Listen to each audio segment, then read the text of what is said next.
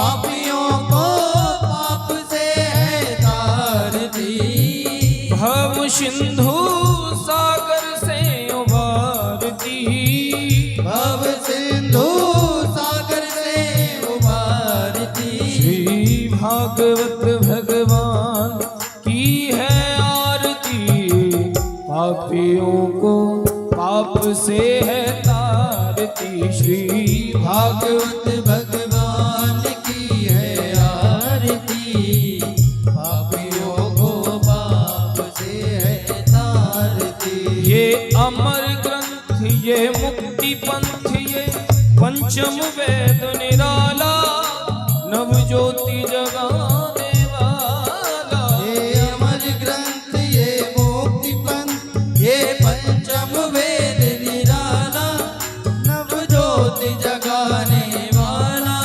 ये अमर ग्रंथ, ये मुक्ति पंथ, ये पंचम वेद निराला, नव ज्योति जगाने वाला। ये अमर ग्रंथ, ये मुक्ति पंथ, ये पंचम वेद निराला, नव ज्योति जगाने वाला। हरि नाम यही, हरि धाम यही, हरि नाम यही, हरि धाम यही, हरि नाम यही, हरि धाम यही।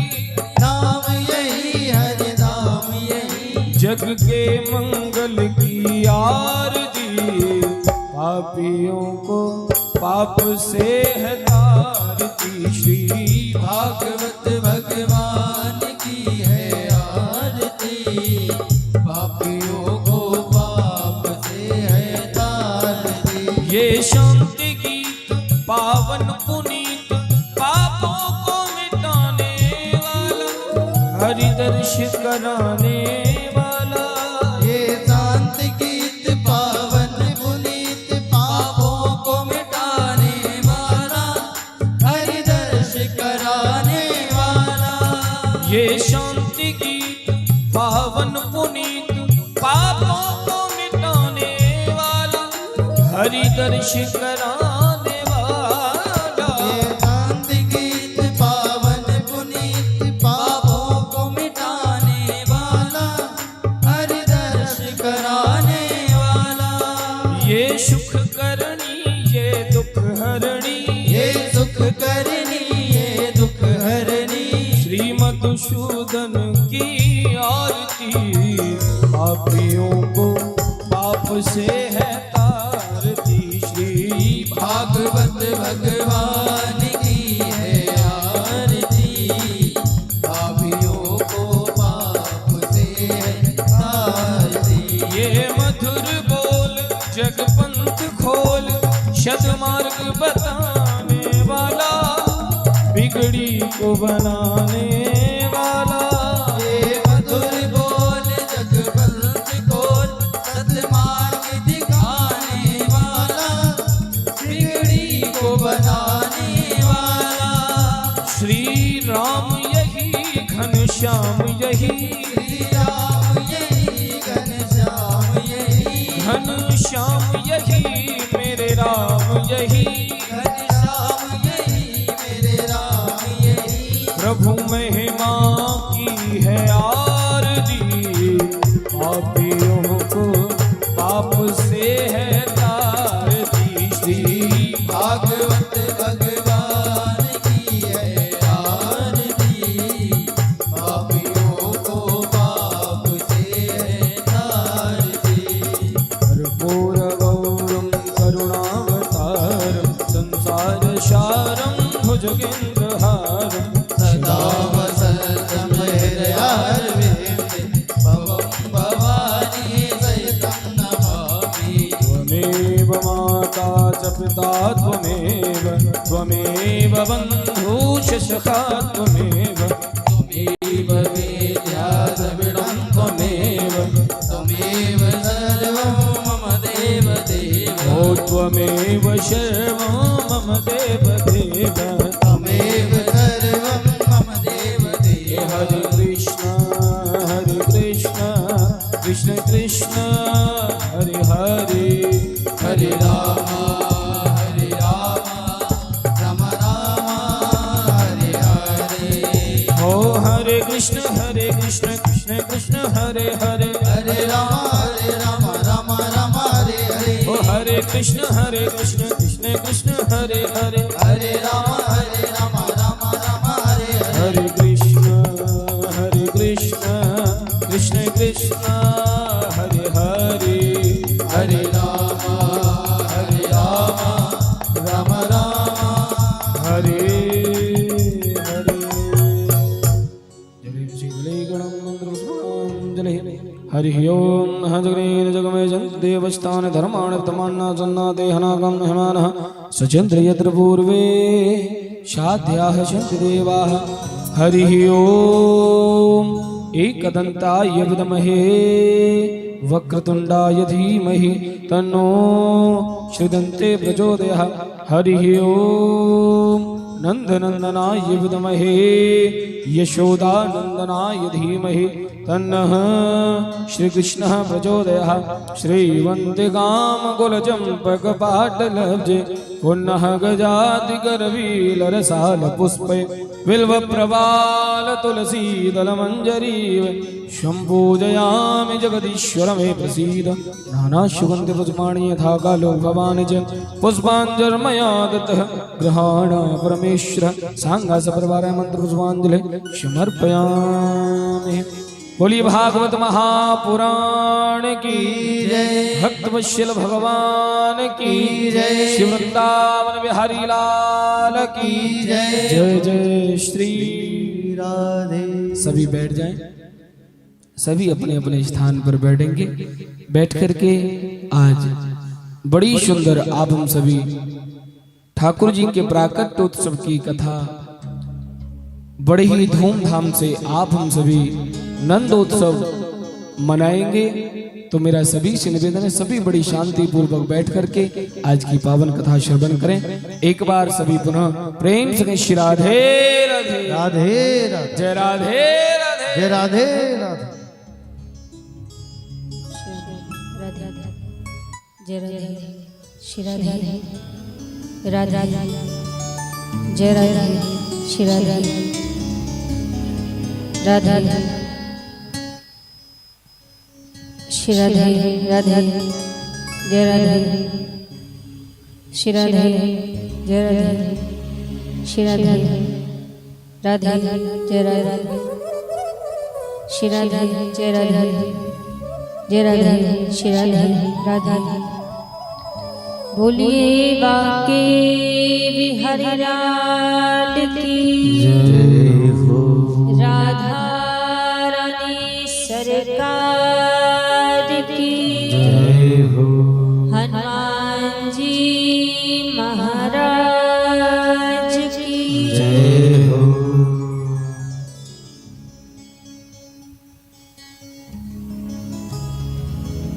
हरि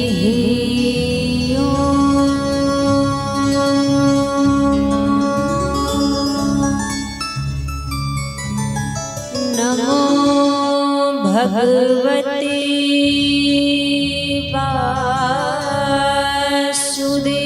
वासुदेवाय नमः स्वस्ति श्री गणेशाय नमः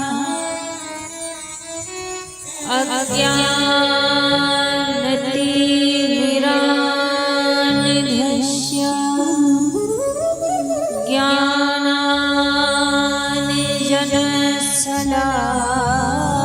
ज्ञानाञ्जनशलाकया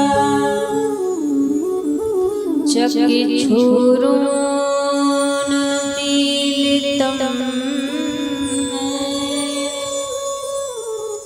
तस्मै श्री गुरुवे नमः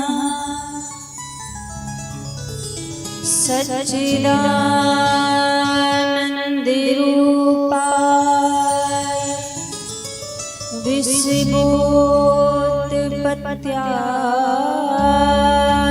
विश्वोत्पत्त्यादिहेतवे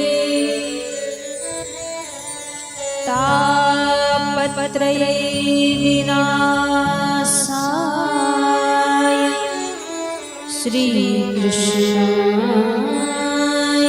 वयं नमः। जय जय श्री राधारमण जय जय नवल किशोर जय गोपी चित छोरी प्रभु जय जय माखन छोर।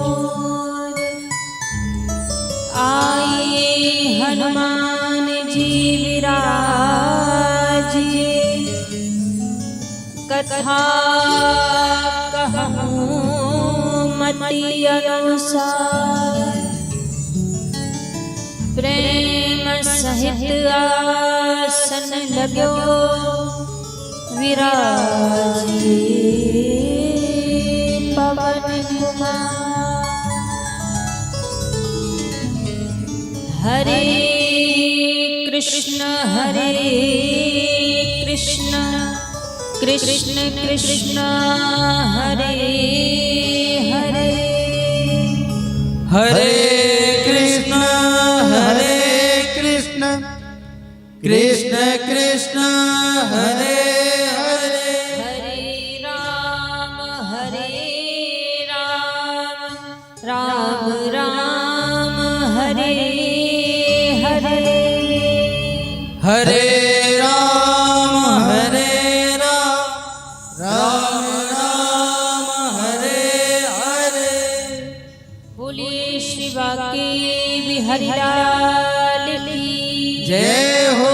राधा रानी सरकार की जय हो। हनुमान जी महाराज की जय हो।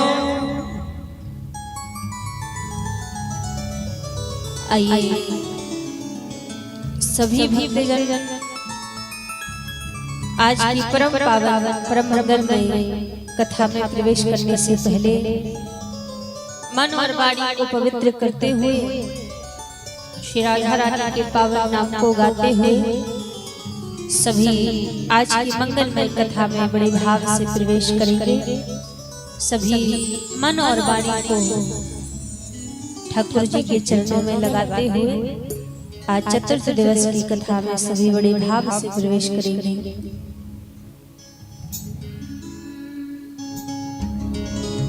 चलो रे मन श्री वृंदावन धाम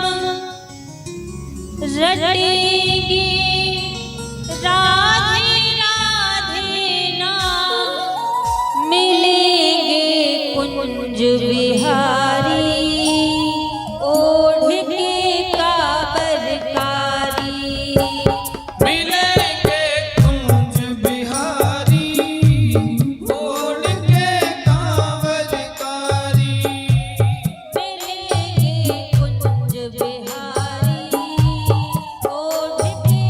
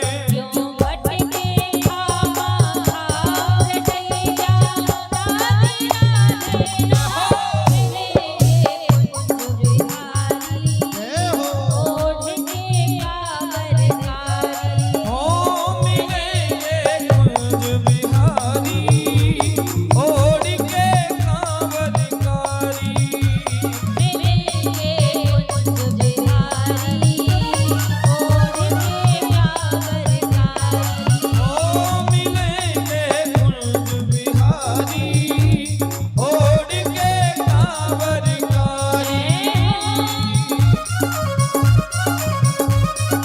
बरसाने वाली जय हो आनंद की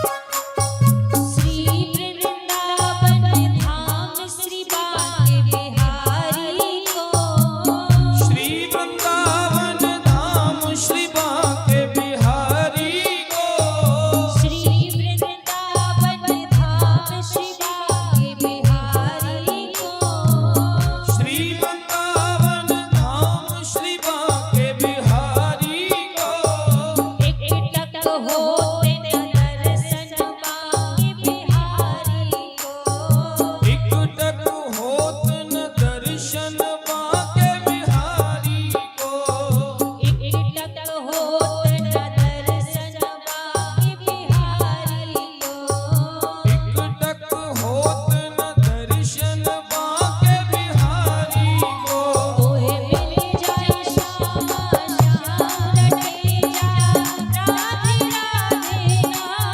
मिलेंगे मिले कुंज बिहारी ओढ़ के कांवर कारी मिलेंगे कुंज बिहारी ओढ़ के कांवर कारी ओ मिलेंगे कुंज बिहारी ओढ़ के कांवर कारी चलो रे बन श्री वृंदावन धाम रटेंगे राधे राधे नाम मिलेंगे कुंज बिहारी ओढ़ के कांवर कारी ओ मिलेंगे कुंज बिहारी ओढ़ के कांवर कारी मिलेंगे कुंज बिहारी ओढ़ के कांवर कारी ओ मिलेंगे कुंज बिहारी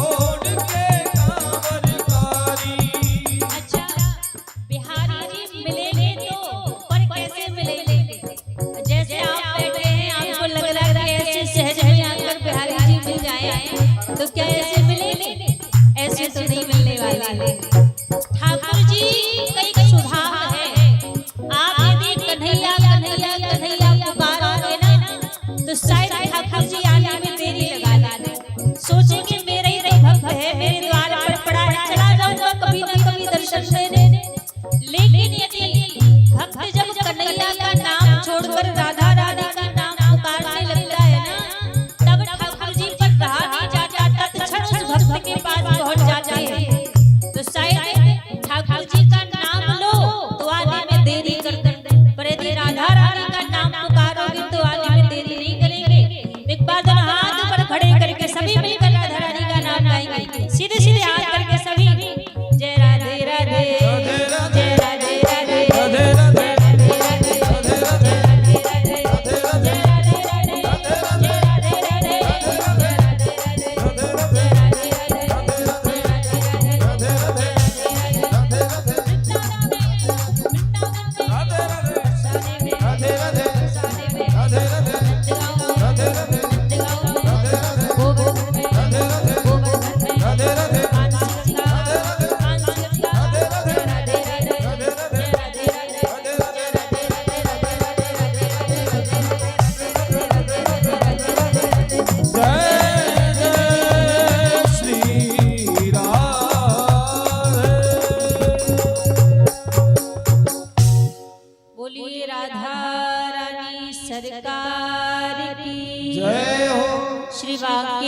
बिहारी लाल की जय हो।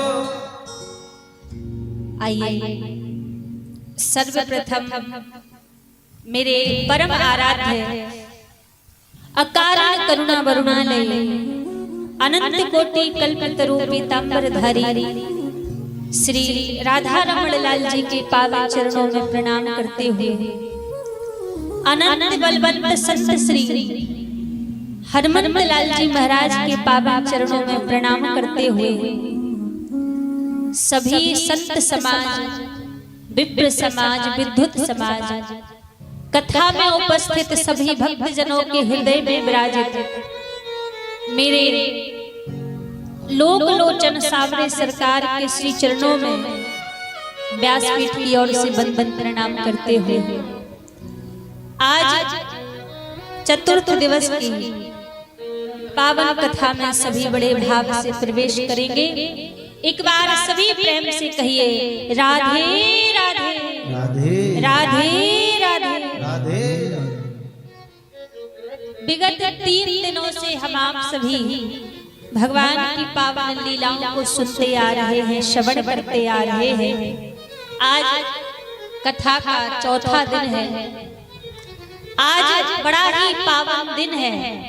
आज अजा एकादशी का शुभ अवसर है और वैसे माना जाता है एकादशी तो वर्ष में जो 24 एकादशी पड़ती है वो सारी एकादशी अपने स्थान पर श्रेष्ठ है, क्योंकि एकादशी की महिमा अत्यधिक है।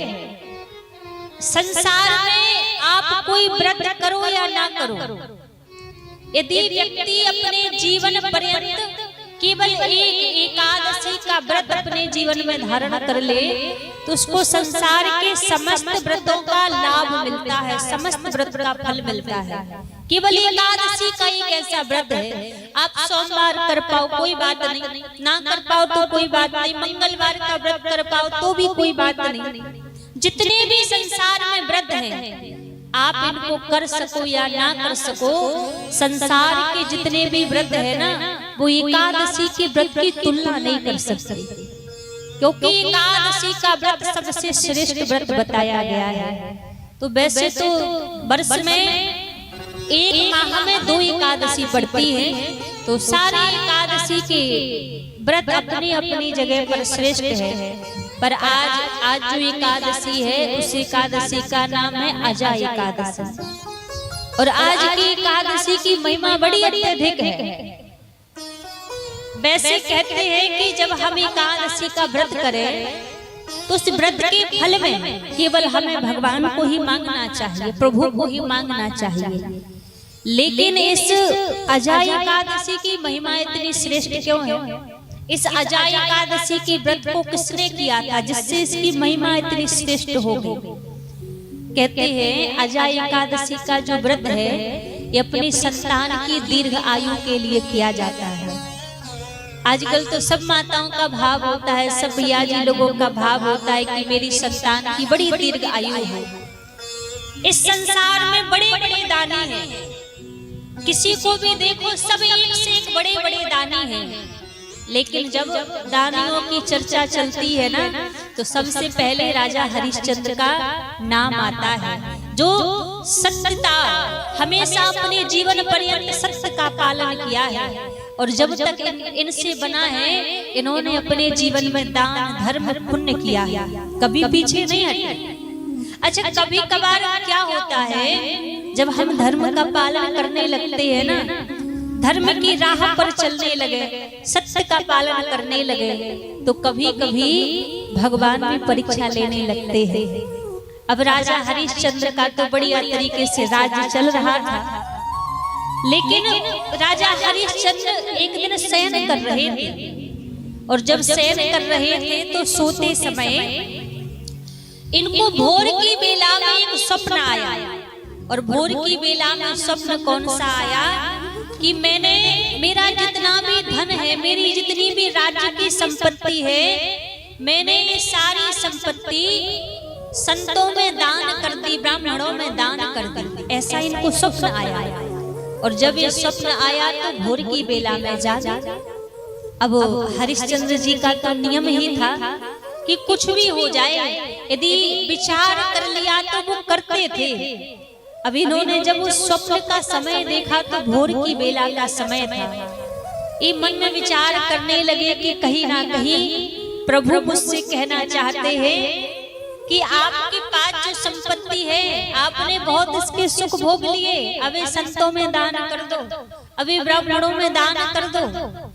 तो ऐसा मन में विचार किया ही था। इतने में राजा हरिश्चंद्र को पता लगा महाराज कि यहाँ ऋषि दुर्वासा जी के साथ में 1000 और ब्राह्मण देवता राजा हरिश्चंद्र की नगरी की ओर चलते आ रहे हैं। जब राजा हरिश्चंद्र को इस बात का पता लगा तो बड़े आनंदित हुए कि अरे मैंने तो विचार ही किया था और भगवान ने तो दान करने की भी व्यवस्था कर दी। यदि मुझे दान करना होता तो मुझे पहले संतों की खोज करनी पड़ती, ब्राह्मणों की खोज करने के लिए जाना पड़ता, तब मैं दान कर पाता। पर भगवान ने ऐसी व्यवस्था कर दी कि संत स्वयं मेरे द्वार पर चल कर आ रहे हैं। अब जैसे ही देखा कि संत ब्राह्मण देव द्वार पर चलकर आ रहे थे तो बड़ा स्वागत सत्कार किया। स्वागत सत्कार इत्यादि करके अपना स्वप्न ऋषि दुर्वासा जी को राजा हरिश्चंद्र ने सुनाया कि ऐसा ऐसा मुझे स्वप्न आया था, तो मैं अपने राज्य की जितनी संपत्ति है इसको मैं दान करना चाहता हूँ। दुर्वासा ऋषि कहने लगे कि राजन शुभ काम में देरी कैसे, जब आपने विचार कर ही लिया है तो आप फिर देरी मत कीजिए। ये शुभ कार्य है और शुभ कार्य जितने जल्दी हो जाए उतनी जल्दी कर दीजिए। अब जैसे ही कहा तो राजा हरिश्चंद्र कहने लगे कि आप सब विप्रदेव पहले गंगा स्नान करो, स्नान करने के बाद आप भोजन पर हमारे यहाँ पधारो और भोजन पर आप पधारो, उसके बाद मैं सारी संपत्ति आज दान करूंगा। और जब दान करने का मन में दृढ़ संकल्प ले लिया तो भोजन तो बाद में ब्राह्मण देवताओं को कराए, पहले तो राजा हरिश्चंद्र ने संकल्प कर लिया। जब गंगा स्नान किए और स्नान करने के बाद दुर्वासा जी के निकट जितनी भी संपत्ति थी सारी संपत्ति को दान में देने का संकल्प ले लिया। अब देखो लीला देखो भगवान कैसे कैसे भक्त को घुमाते हैं। अब इन्होंने भोजन इत्यादि तो बाद में कराया, पहले संकल्प ले लिया कि मेरी जितनी भी संपत्ति थी वो मैंने इन 1000 संतों में दान दे दी, विप्रों में दान दे दी।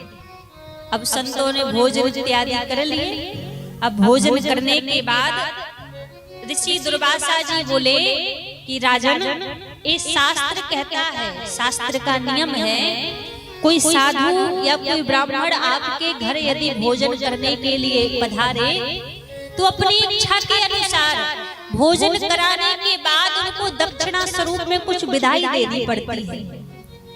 तो कहा हम सभी संतों ने विप्रों ने आपके द्वार पर भोजन किए हैं, जब आपके द्वार पर भोजन किए हैं तो अब ये आपका कर्तव्य है कि आप हम सभी संतों के लिए विप्रों के लिए कुछ ना कुछ आप दक्षिणा विदाई स्वरूप में प्रदान करें। अब जैसे कहा कि दक्षिणा विदाई स्वरूप में प्रदान करें तो राजा हरिश्चंद्र कहने लगे गुरुदेव हमारे पास जितनी संपत्ति थी वो तो हमने पहले ही उसका संकल्प कर दिया, पहले ही दान में दे दी। तो दुर्वासा जी कहने लगे देखो राजन अब संपत्ति में से दोबारा आप उसको दक्षिणा स्वरूप में दान नहीं दे सकते, क्योंकि एक वस्तु का एक बार ही दान होता है। अब ऐसा नहीं कि कई बार लोग क्या करते हैं, घर में एक गाय है, कभी किसी महाराज को दान में दे दी, कभी उसी गाय को किसी महाराज को दे दिया। ना, एक वस्तु एक बार ही दान में दी जाती है, उसको बार बार घुमाना फिराना नहीं चाहिए। तो दुर्वासा जी बोले राजन अब ये जो संपत्ति है इस संपत्ति में तुम्हारा अधिकार नहीं है, अब तो ये हमारी हो चुकी है, क्योंकि इसको पहले तुमने दान किया था। अब भोजन के बाद अब आप बताओ कि कहां से आप दक्षिणा लेकर आओगे और कहां से हमें प्रदान करोगे। और देखो यदि दक्षिणा प्रदान नहीं की तो तुम्हें पाप लगेगा, अपराध लगेगा। और दूसरी बात, हर जगह तुम्हारा राज्य है तो सारी संपत्ति तो मुझे तुमने दान में दे दी, अब तुम कमा के लाओ या मेहनत करके लाओ, कहीं से भी कुछ आप धन लेकर आओ जो आप विदाई स्वरूप में दे सको। और सावधान, पृथ्वी पर कोई ऐसा एक नगर भी ऐसा नहीं होना चाहिए जो पृथ्वी पर हो और उस नगर में जाकर तुम कुछ मेहनत करो या पैसा रुपया कमाओ। अब सबसे बड़ी बात तो ये कह दी कि पूरे ब्रह्मांड में, पूरी पृथ्वी पर जितना संसार बसा हुआ है, अब देखा जाए तो हम सभी जानते हैं कि सारा संसार तो पृथ्वी में ही है। तो पृथ्वी पर कोई ऐसा नगर नहीं होना चाहिए जहां तुम कमाने के लिए जाओ या मेहनत करने के लिए जाओ। अब आप जाने आप कहां से अपने संकल्प को पूरा करेंगे। अब राजा हरिश्चंद्र के मन में सबसे बड़ी विपदा कि मैं सोचूं कि किसी नगर में जाकर कुछ धन रुपया कमा लूं, तो वो भी नहीं जा सकता, सर्वस्व दान में दे दिया। अब विचार कर रहे थे, विचार करते करते राजा हरिश्चंद्र उदास होकर बैठे थे, कहाँ जाऊं, क्या करूं।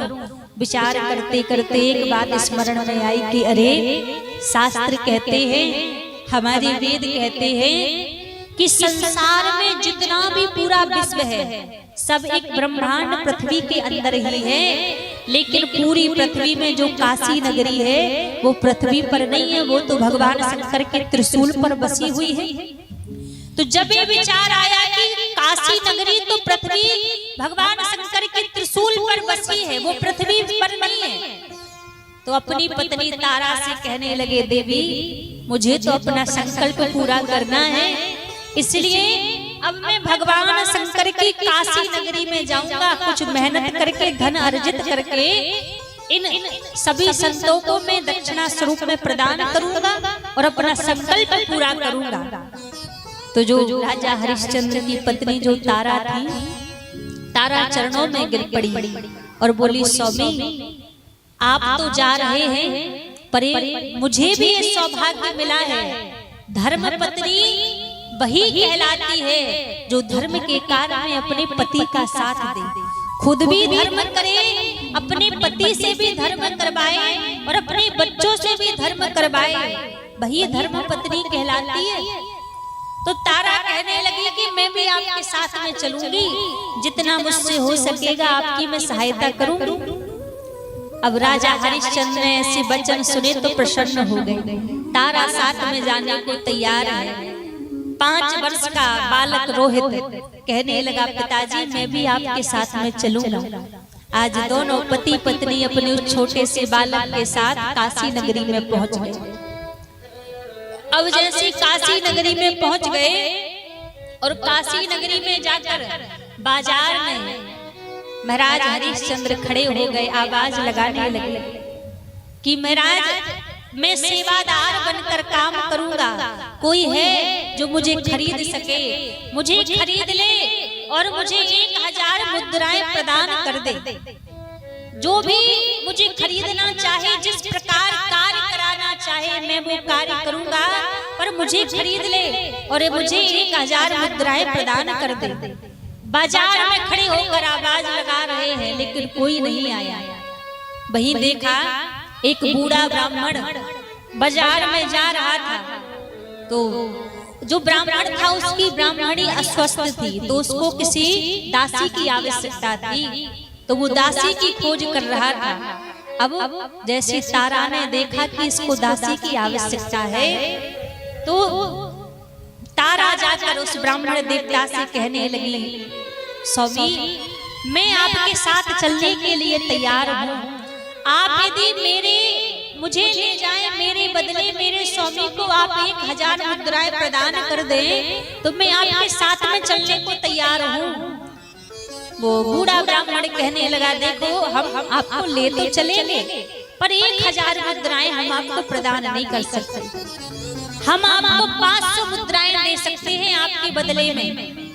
तारा सोचने लगी, कोई बात नहीं, इतनी ही व्यवस्था हो जाएगी तो थोड़ी और हो जाएगी बाद में।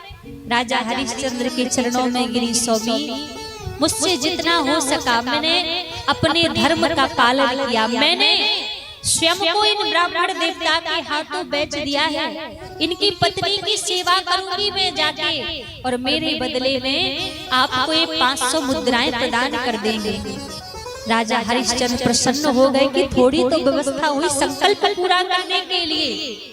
अब जैसे तारा जाने लगी तो 5 वर्ष का बालक रोहित रोता रोता पीछे पीछे जा रहा, माँ मैं भी साथ चलूंगा, मैं भी साथ चलूंगा।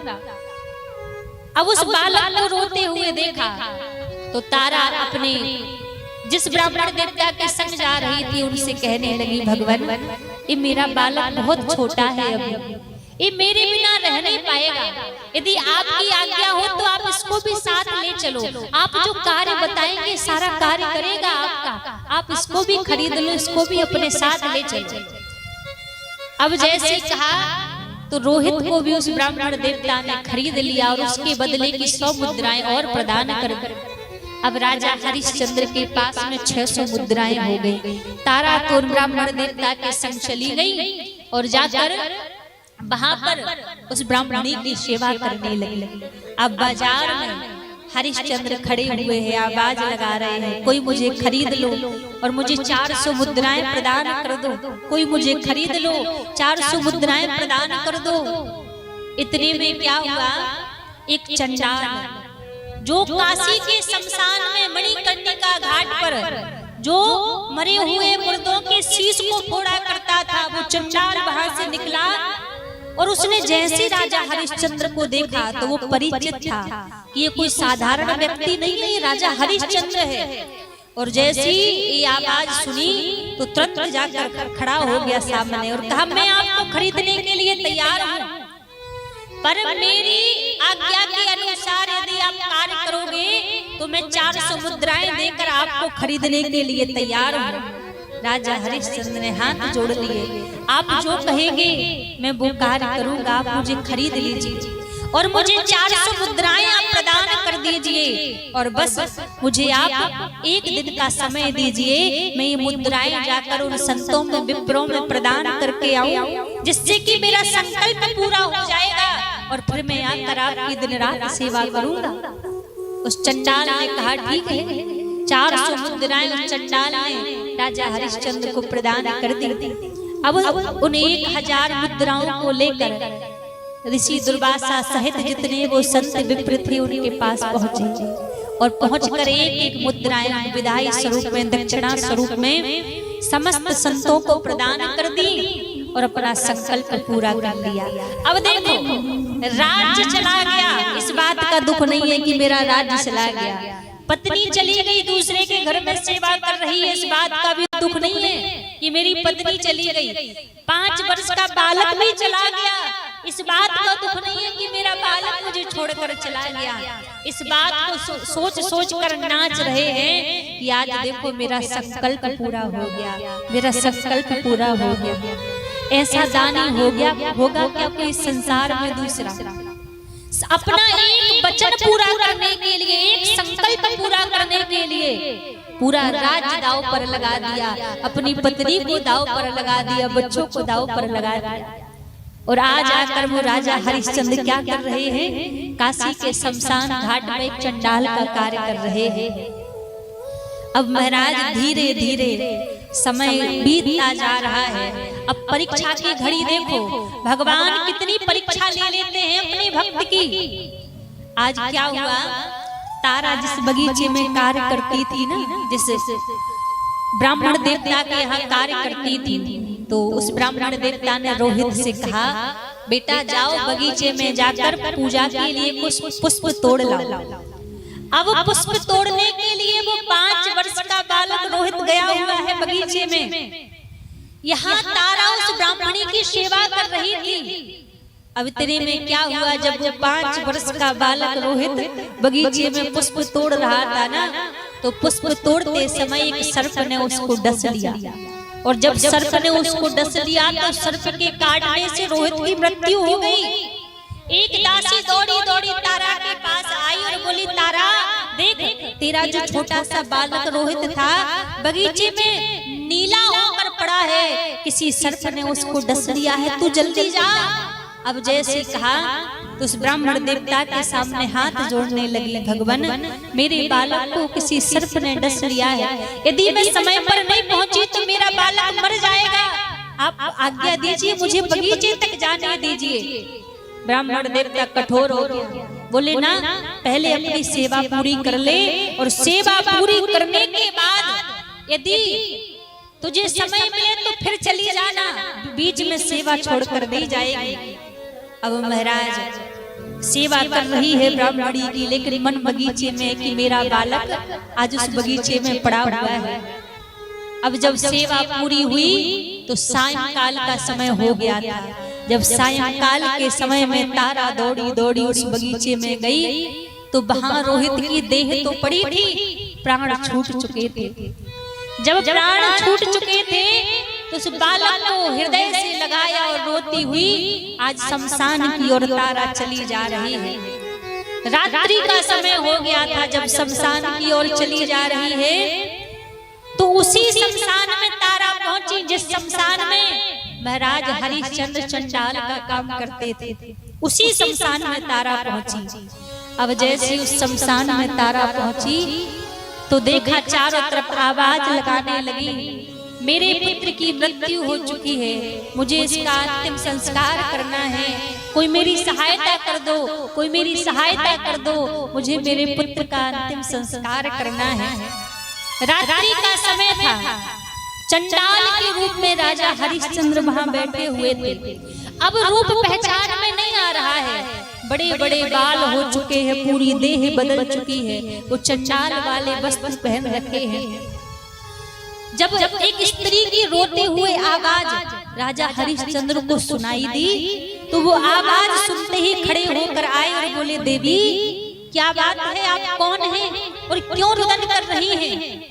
और जैसे सिर झुका रखा था पहले तो तारा ने, और सिर उठाकर जैसे सामने की ओर देखा तो जब सन्मुख देखा तो वो चंडाल के रूप में कोई और नहीं, चंडाल के रूप में वो राजा हरिश्चंद्र खड़े हुए थे। और जैसी वो स्थिति देखी राजा हरिश्चंद्र की तो और दुख के कारण रुदन करने लगी, बोली स्वामी आप, मैं आपकी तारा हूँ और ये जो पुत्र मरा पड़ा है ये आपका ही पुत्र रोहित है। अब जैसे कहा कि आपका पुत्र रोहित है, मेरे पास कुछ पैसे नहीं है, कुछ व्यवस्था नहीं, मैं कैसे इसका अंतिम संस्कार करूं? इस बालक का अंतिम संस्कार करना है। आज देखो राजा हरिश्चंद्र चाह कर भी अपनी पत्नी और पुत्र की सहायता नहीं कर सकते, क्यों? दूसरे के हाथों बिक चुके हैं। कहा देवी मैं तुम्हारी सहायता तो कर देता, लेकिन मेरे गृह स्वामी को यदि पता लगा तो उनके साथ में फिर बेईमानी होगी, इसलिए बिना दाम रुपया लिए मैं आपकी सहायता नहीं कर सकता। अब उस बालक को वही शमशान में पड़ा हुआ है, बैठी बैठी तारा रो रही है और हरिश्चंद्र सन्मुख खड़े खड़े रुदन कर रहे हैं, चाह कर भी कोई सहायता नहीं कर सकते। जब देखा महाराज, आज जब ऐसा दृश्य सामने आया और सामने जब वो दृश्य आया तो आज भूत बावन भोलेनाथ पर नहीं रहा गया, आज भगवान शंकर पर नहीं रहा गया और उसी शमशान में भगवान भोलेनाथ प्रकट हो गए और प्रकट होकर कहने लगे, राजन मैंने दानी तो बहुत देखे हैं संसार में, सत्यवादी तो मैंने बहुत देखे हैं संसार में, पर तेरे जैसा ना ही मैंने कोई दानी देखा है और ना ही तेरे जैसा मैंने कोई सत्यवादी देखा है। आज भगवान शंकर कहने लगे, देवी तुम्हारा जो पुत्र तुम्हारे सामने मृत पड़ा हुआ है ना, उस दिन जो दिन था ना, उस दिन अजय एकादशी का दिन था। और जब अपने पुत्र को सर्प के काटने की बात तारा ने सुनी थी तो पूरे दिन भर से ना ही जलपान किया था ना ही भोजन किए थे, दिन भर से भूखी थी। और यहाँ पर चंडाल का काम कर रहे राजा हरिश्चंद्र ने भी उस दिन अजय एकादशी का व्रत किया हुआ था। और आज भगवान शंकर स्वयं कहते हैं, देवी जाने अनजाने में आज तुम दोनों ने जो अजय एकादशी का व्रत किया है ना, उस अजय एकादशी के व्रत के फल से आज तुम्हारा जो पुत्र है इसको यम के दूत भी नहीं ले जा सकते। आज भगवान शंकर ने उस रोहित को वहां जीवित कर दिया। जब जीवित कर दिया तब से कहते हैं महाराज व्रत सारे अपनी जगह पर श्रेष्ठ है और एकादशी की हर एक एकादशी की अपनी जगह पर महिमा है।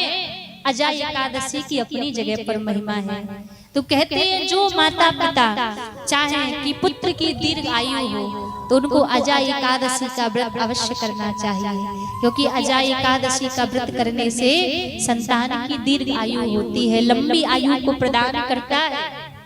तो आज अपने पुत्र के लिए महाराज हरिश्चंद्र और तारा ने एक अजय एकादशी का व्रत किया था। तो आज एकादशी की कृपा से मरा हुआ पुत्र भी उनका जीवित हो गया। तो ऐसी एकादशी की तो अपनी जगह दिव्य महिमा है। सारे व्रत करो या ना करो पर एकादशी का व्रत सबको करना चाहिए। एकादशी का व्रत 3 दिन का होता है। वैसे तो 10वीं तिथि के सायंकाल से प्रारंभ होता है, फिर पूरे एकादशी के दिन तक रहता है और फिर द्वादशी की भोर में उस व्रत का पारायण होता है। तो जो नियम माना जाए तो 3 दिन का एकादशी के व्रत का नियम होता है। अब कई लोग तो जगह ऐसे देखने को मिलती है कि महाराज उनसे बोलो भी कि आप एकादशी का व्रत नहीं करते, कोई बात नहीं, कम से कम जो एकादशी का व्रत करते हैं उनकी भावनाओं का तो सम्मान करो। कई लोग तो एकादशी के दिन भी चावल लेके पाने के लिए बैठ जाते हैं, चावल खाने के लिए। एकादशी के दिन चावल नहीं खाए जाते। अब कई लोग कहते भैया है तो अन्न ही, अन्न में ऐसा कौन सा दोष हो गया जो एकादशी को चावल खाना वर्जित हो गया।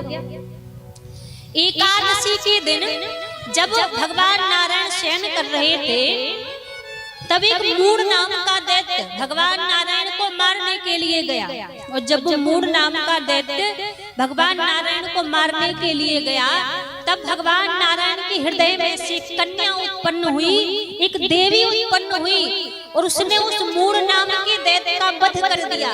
और जब मूढ़ नाम के दैत्य का वध किया तो वो दैत्य इस पृथ्वी में मिल गया।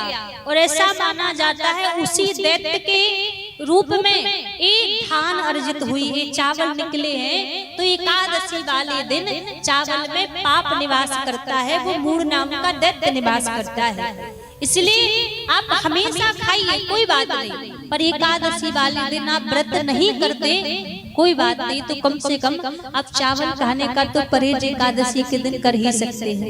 एक दिन चावल नहीं खाओगे तो क्या बिगड़ जाएगा। अब वैसे भी आपके यहाँ तो भैया चावल तो हर जगह ही फेमस है।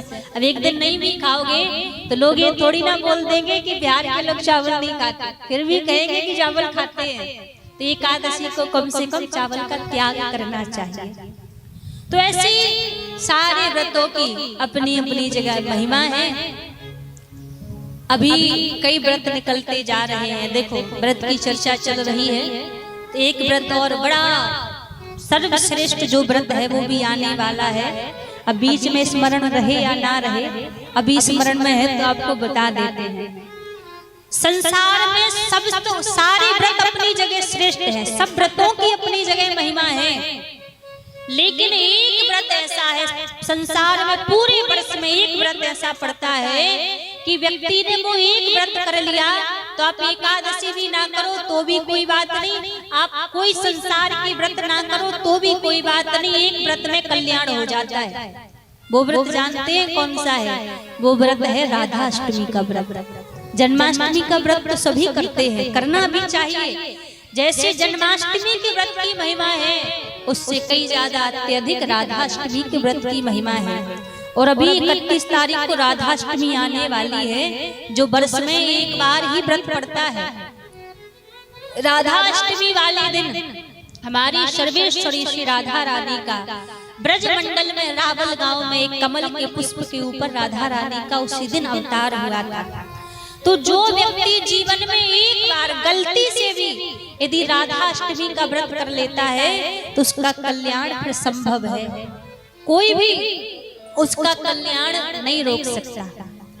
तो राधाष्टमी का व्रत सबको करना चाहिए। और राधाष्टमी के व्रत वाले दिन हो सके तो आप राधा कृपा कटाक्ष का पाठ करें, जितना हो सके उतना आप राधा रानी के नाम का जप करें। और उस दिन राधा रानी को पीले वस्त्र पहनाएं और जो राधा रानी का श्रृंगार करें, पीले पुष्पों से ही राधा रानी का श्रृंगार करें। और एक चीज का भोग हमारी राधा रानी को बड़ा ही प्रिय है।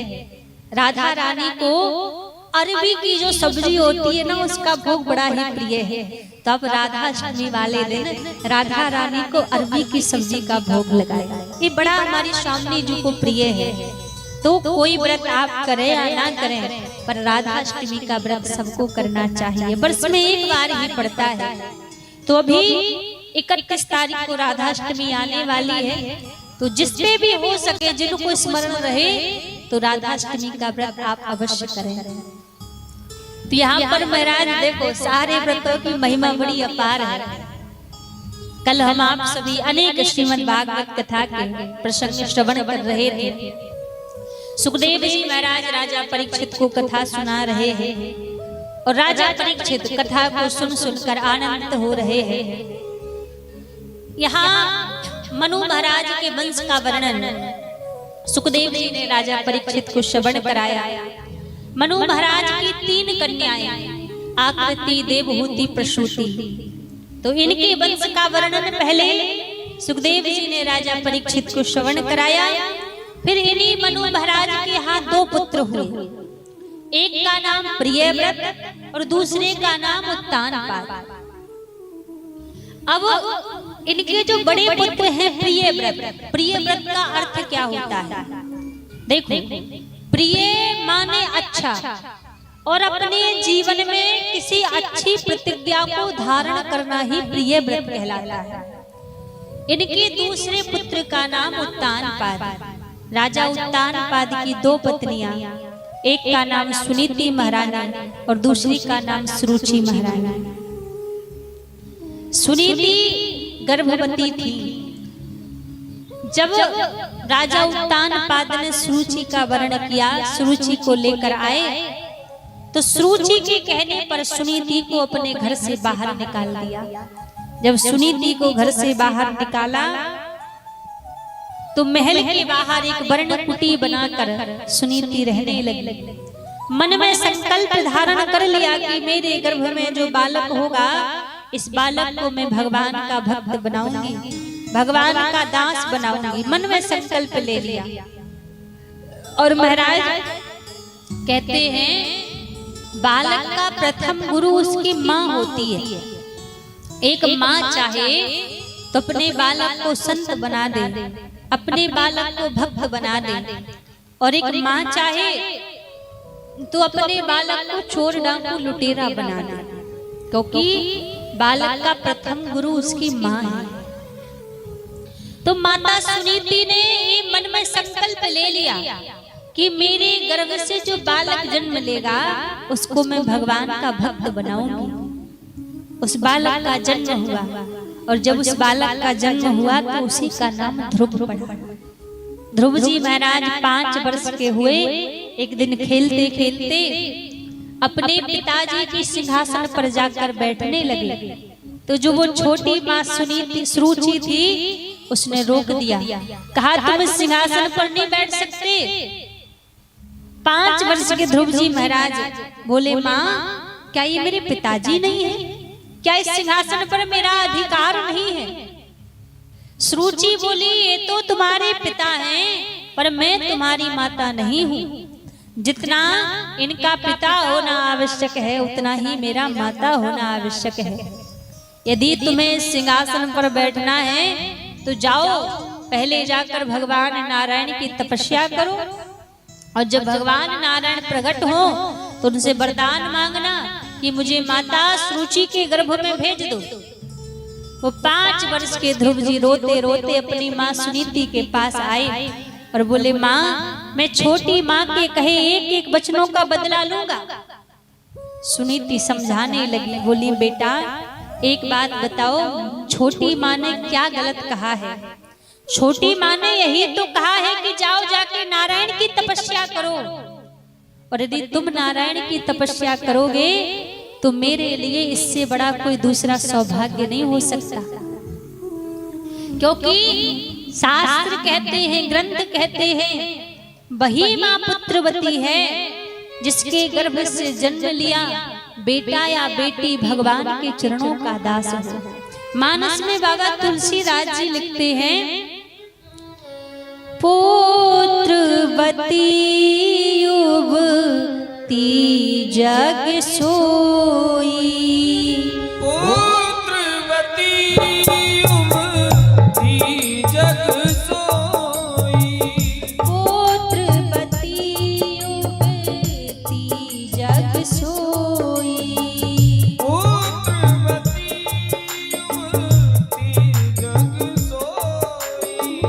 रघुपति भगत जासु सुत होई, रघुपति भगति जसु सुत होई, पुत्रवती युवती जग सोई, पुत्रवती युवती जग सोई, रघुपति भगत जासु सुत होई, रघुपति भगति जासु सुत होई। मानस में तुलसीदास जी कहते हैं, वही माँ पुत्रवती कहलाने योग्य है। पुत्रवती युवती जग सोई, रघुपति भगत जासु सुत होई। जिसके गर्भ से जन्म लिया बालक या बालिका भगवान के चरणों का दास है, वही पुत्रवती युवती कहलाने योग्य है। वरना महाराज मलूकदास जी तो यहाँ तक कह देते हैं कि मलूक सो माता सुंदरी जहाँ भगत अवतार, बिना भगत बांझे भली जन्मी खग करतार। वही माँ सुंदर है, वही माँ माँ कहलाने योग्य है जिसने किसी भक्त को जन्म दिया हो। वरना खग खरतार जन्म रही है और धरती मैया के बोझ को बढ़ा रही है। अच्छा, एक बात आपसे कहें, बच्चा जब जन्म लेता है ना, तो उसके अंदर कोई गुण अवगुण नहीं होते, वो अच्छा बुरा कुछ नहीं जानता। एक कोरे कागज की तरह होता है, आप उस पर जो लिख दो वो लिखा जाएगा। कुछ भी नहीं जानता वो बालक। अब जब बड़ा होकर उसके अंदर कोई अवगुण आ जाए, बड़ा होकर उसके अंदर कोई दुर्गुण आ जाए, कोई बुराइयां आ जाए, तो आप एक बात बताइए, अपने मन से जवाब दीजिए, उसके अंदर जो बुराइयां आई हैं, जो अवगुण आए हैं, इसका दोषी कौन है? वो बालक इसका दोषी है या फिर उसके माता पिता इसके दोषी हैं? कई माता पिता लोग हम लोगों के पास में आते हैं और कहते हैं बेटा बात नहीं मानता, बेटी बात नहीं मानती। हम एक बात यहाँ से कहें, भले ही आपको बुरी लगे पर बात सत्य यही है, यदि आपने बचपन में बच्चों को संस्कार नहीं दिए और बड़े होकर यदि बच्चों का दोष कह रहे हैं तो आप गलत हैं। वहां पर वो बच्चे दोषी नहीं है, वहां पर वो माता पिता दोषी हैं। वहां पर गलती उस संतान की नहीं है, उस बच्चे की गलती नहीं है, वहां पर उन माता पिता की गलती है कि जब समय था संस्कार देने का, अच्छाइयां बुराइयां सिखाने का, तब तो आपने ध्यान दिया नहीं। अब मन माने जब वो आचरण सीख गया, तब आप फिर दोष देते हो कि बालक बात नहीं मानता। तो इसमें माता पिता की गलती है। आपसे एक बात कहें, बच्चे पैदा कर देना कोई बड़ी बात नहीं है। बच्चे पैदा कर देना कोई बड़ी बात नहीं है। ऐसे तो कुत्ता बिल्ली रोज ही बच्चे पैदा कर रहे हैं, ऐसे पशु पक्षी जानवर रोज बच्चे पैदा कर करके छोड़ रहे हैं। बच्चे पैदा करना कोई बड़ी बात नहीं है। केवल संतान को जन्म दे देने से कोई व्यक्ति माँ बाप नहीं बन जाता। जब तक आपने उसके अच्छे चरित्र का निर्माण नहीं किया, जब तक आपने उसको अच्छे संस्कार नहीं दिए, तब तक आप वास्तव में माता पिता कहलाने योग्य नहीं है। वो माँ बाप उस संतान के, उन बच्चों के सबसे बड़े दुश्मन हैं जिसने बाल अवस्था से लेकर जवानी तक उसको अच्छे संस्कार ना दिए हो। उनका दुश्मन कोई दूसरा नहीं, वो माँ बाप उनके दुश्मन हैं। आजकल लोग करते क्या हैं, बच्चों का जन्म हुआ नहीं, अब बच्चे थोड़े से बड़े हुए नहीं, किसी बढ़िया स्कूल में एडमिशन मिल गया, अब बढ़िया कॉलेज में एडमिशन मिल गया, माता पिता निश्चिंत हो जाते हैं। क्यों? अब तो बच्चे को बढ़िया स्कूल कॉलेज में एडमिशन मिल गया है तो पढ़ लिख जाएंगे, सब सीख जाएंगे। पर एक बात आपसे कहें, स्कूल में कॉलेज में किताबों की विद्या पढ़ाई जाएगी, आपके संस्कार नहीं पढ़ाए जाएंगे। एक सुंदर चरित्र का निर्माण एक स्कूल कॉलेज में नहीं बनेगा, वो माता पिता को बनाना पड़ेगा। आजकल माता पिता बच्चे को जन्म देकर उसको संस्कारी नहीं बना रहे हैं, उसको व्यापारी बना रहे हैं, बस उसको पेट पालने की विद्या सिखा रहे हैं, जीवन को सुंदर बनाने की विद्या नहीं सिखा रहे हैं। बच्चे को एक व्यापारी मत बनाओ, केवल उसको पैसे छापने की मशीन मत बनाओ, उसके अच्छे संस्कार उसके अंदर दो। आजकल बच्चे पढ़ लिख जाते हैं, बच्चों से क्या, आजकल बूढ़े बुजुर्ग लोगों से पूछो, मैया बाबा किसी से भी पूछो, उनको पूछो भैया हमारे सनातन धर्म में कितने पुराण हैं, तो उनको यही पता नहीं है कि कितने पुराण हैं। उनसे पूछो कितने शास्त्र हैं, कितने ग्रंथ हैं, उनको ये पता नहीं है। आज किसी बच्चे से पूछ लो कि आपको हनुमान चालीसा याद है, तो उसको हनुमान चालीसा याद नहीं होगा। और उससे पूछो कि आपको किसी मूवी के कोई फिल्मी गाने याद हैं, तो 5-6 साल का बच्चा 2-4 गाने ऐसे सुना देगा। अब इसमें किसकी गलती आप कहोगे? इसमें उनके माता पिता की गलती है। आपने उसको सिखाया नहीं तो वो सीखेगा कहाँ से?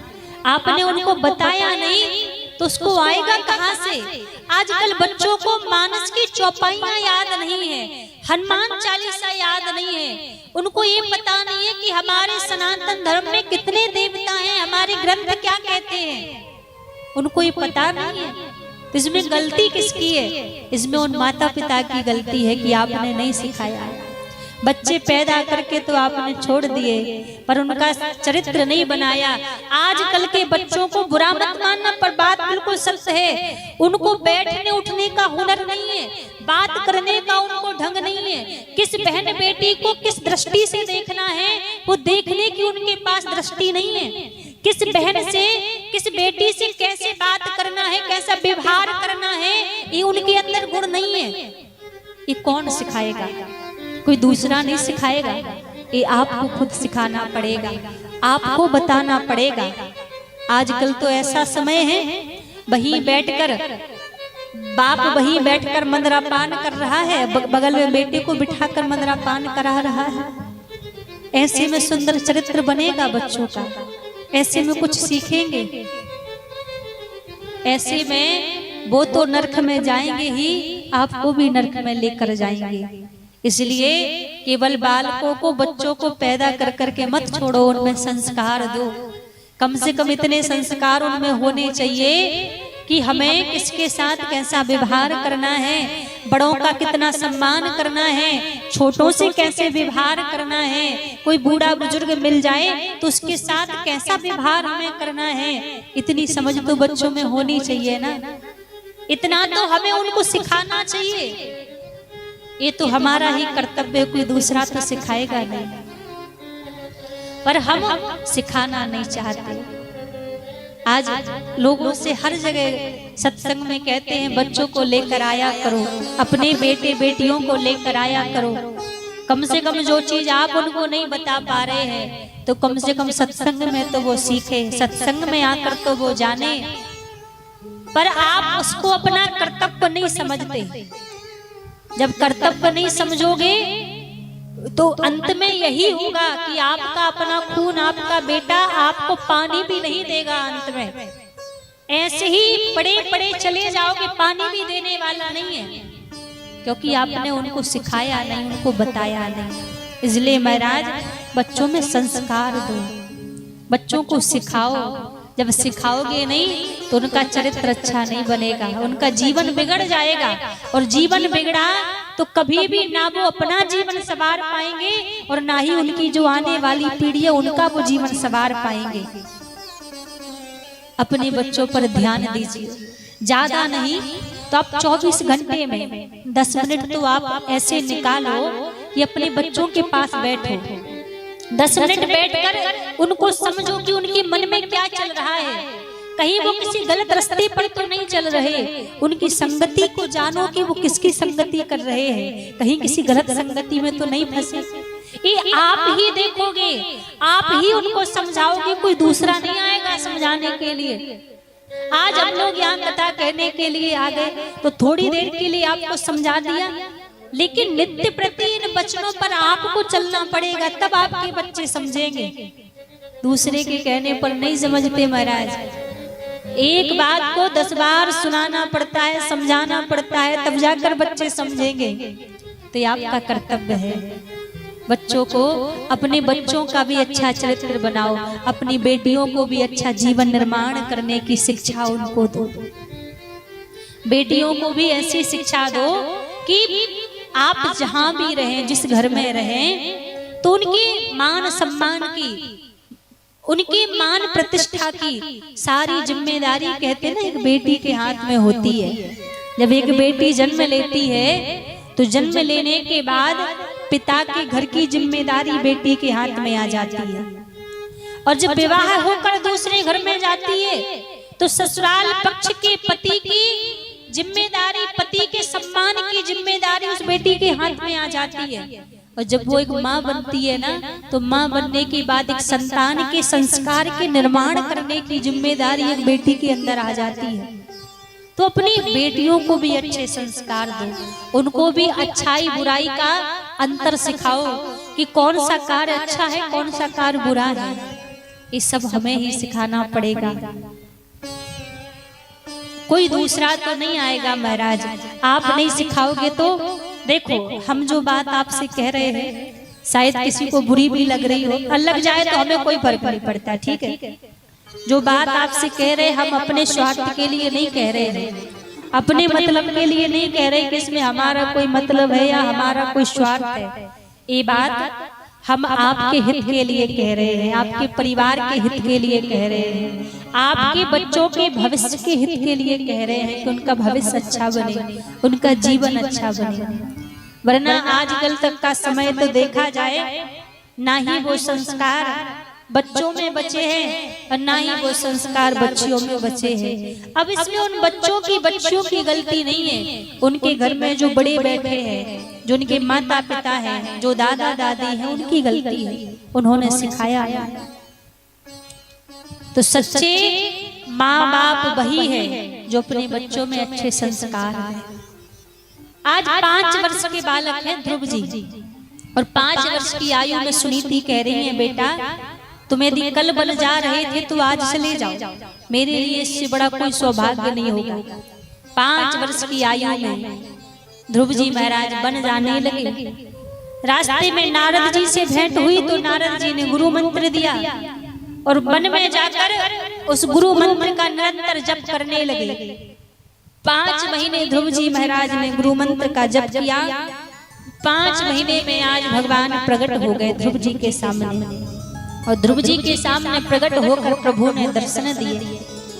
ध्रुव जी से कहा, वरदान मांगो, क्या चाहिए? ध्रुव जी बोले, प्रभु बस आपकी भक्ति हमारे जीवन में रहे और कुछ भी नहीं चाहिए।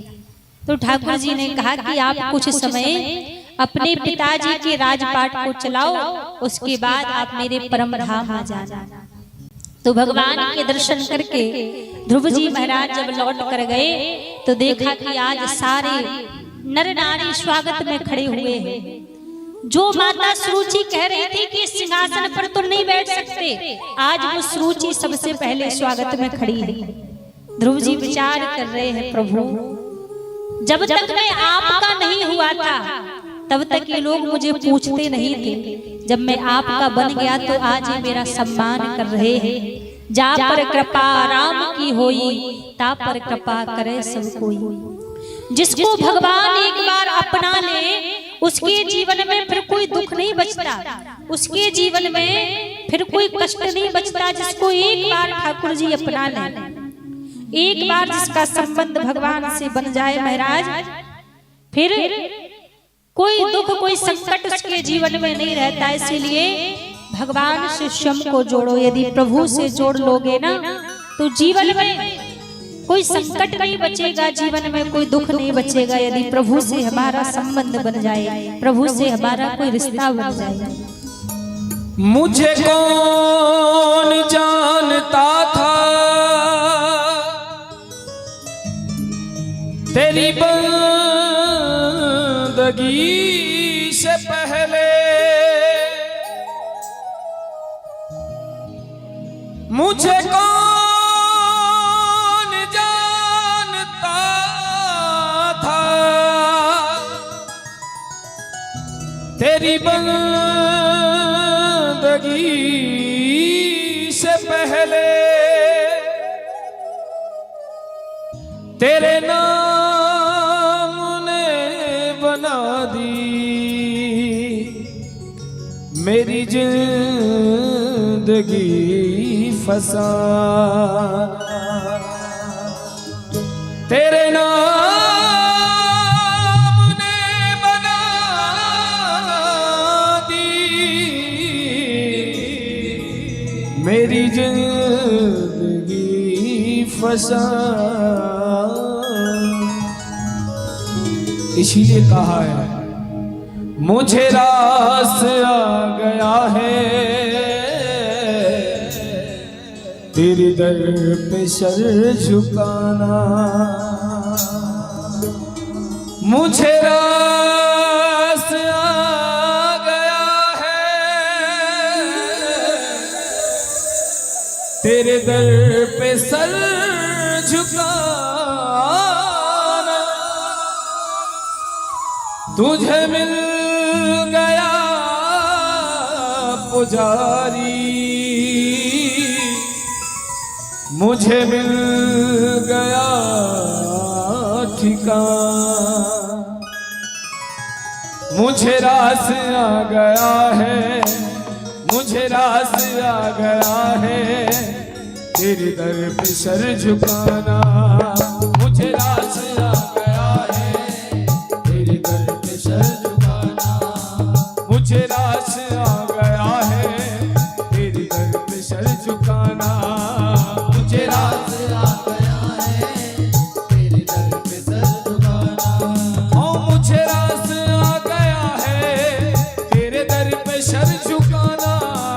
मुझे रास आ गया है तेरे दर पे सर झुकाना। मुझे रास आ गया है तेरे दर पे सर झुकाना। मुझे रास आ गया है तेरे दर पे सर झुकाना। तुझे मिल गया पुजारी, तुझे मिल गया पुजारी, मुझे मिल गया ठिकाना। तुझे मिल गया पुजारी, मुझे मिल गया ठिकाना। तुझे मिल गया पुजारी, मुझे मिल गया ठिकाना। तुझे मिल गया पुजारी, मुझे मिल गया ठिकाना। ओ मुझे रास आ गया है तेरी दर पे सर झुकाना। मुझे रास आ गया है तेरे दर पे सर झुकाना। श्री महादेव हरि लाल की जय, भगवत भगवान की जय हो।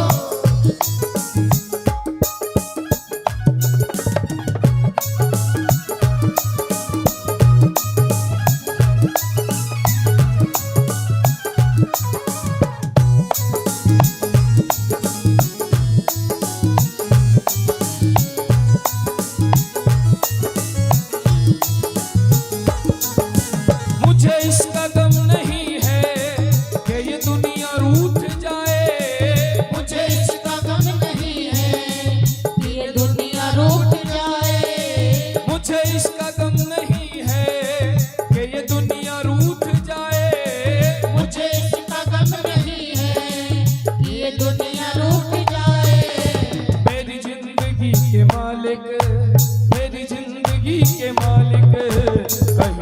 न रूठ जाना। मेरी जिंदगी के मालिक कहीं तुम न रूठ जाना। ओ मेरी जिंदगी के मालिक कहीं तुम न रूठ जाना। मेरी जिंदगी के मालिक कहीं तुम न रूठ जाना। ओ मुझे रास आ गया है तेरे दर पे सर झुकाना। मुझे रास आ गया है तेरे दर पे सर झुकाना। हरी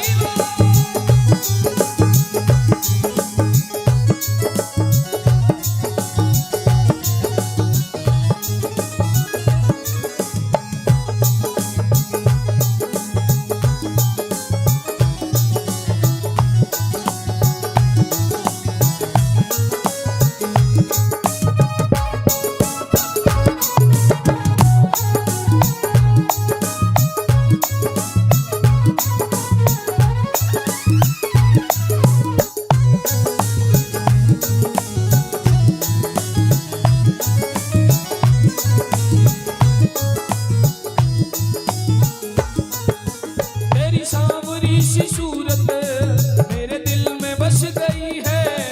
तेरी सावरी सी सूरत मेरे दिल में बस गई है। तेरी सांवरी सी सूरत मेरे दिल में बस गई है। तेरी सावरी सी सूरत मेरे दिल में बस गई है। ऐ सावरे सलोने, ऐ सावरे सलोने अब और ना सताना। ऐ सावरे सलोने अब और ना सताना। ए मुझे रास आ गया है तेरी दर पे सर झुकाना। मुझे रास आ गया है तेरे दर पे सर झुकाना। किस किस का मन ठाकुर जी के चरणों में लगाए, दोनों हाथ उठा करके तालियों के साथ कहें, मुझे रास आ गया है तेरे दर पे सर झुकाना। मुझे रास आ गया है तेरे दर पे सर झुकाना। हो मुझे रास आ गया है तेरे दर पे सर झुकाना। मुझे रास आ गया है तेरे दर पे सर झुकाना। तुझे मिल गया पुजारी, तुझे मिल गया पुजारी, मुझे मिल गया ठिकाना। तुझे मिल गया पुजारी, मुझे मिल गया ठिकाना। ए मुझे रास आ गया है तेरे दर पे सर झुकाना। मुझे रास आ गया है तेरे दर पे सर झुकाना। ए मुझे रास आ गया है तेरे दर पे सर झुकाना। मुझे रास आ गया है तेरे दर पे सर झुकाना। है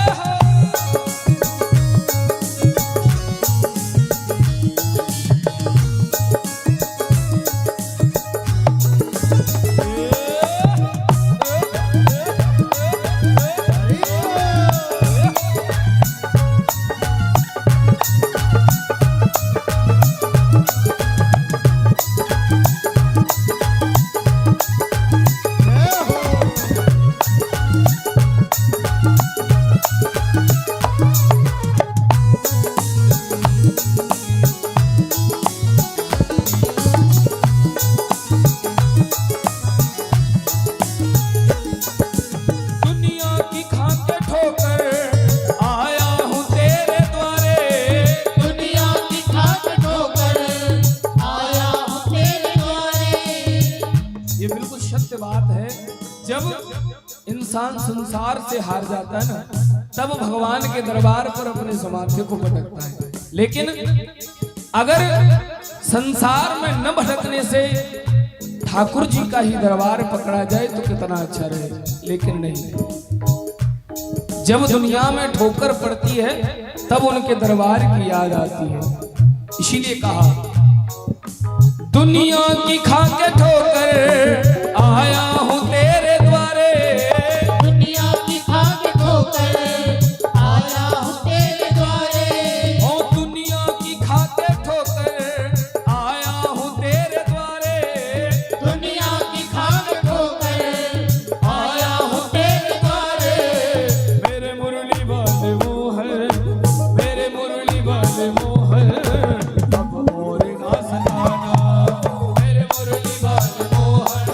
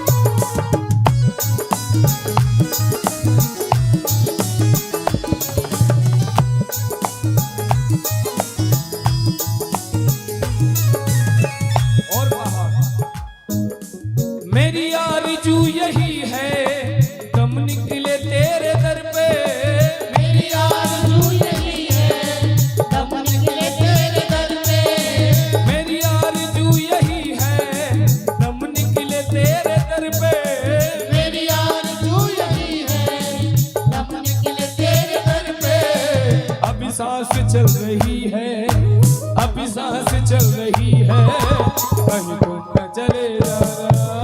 अभी सांस चल रही है, कहीं तुम न चले जाना।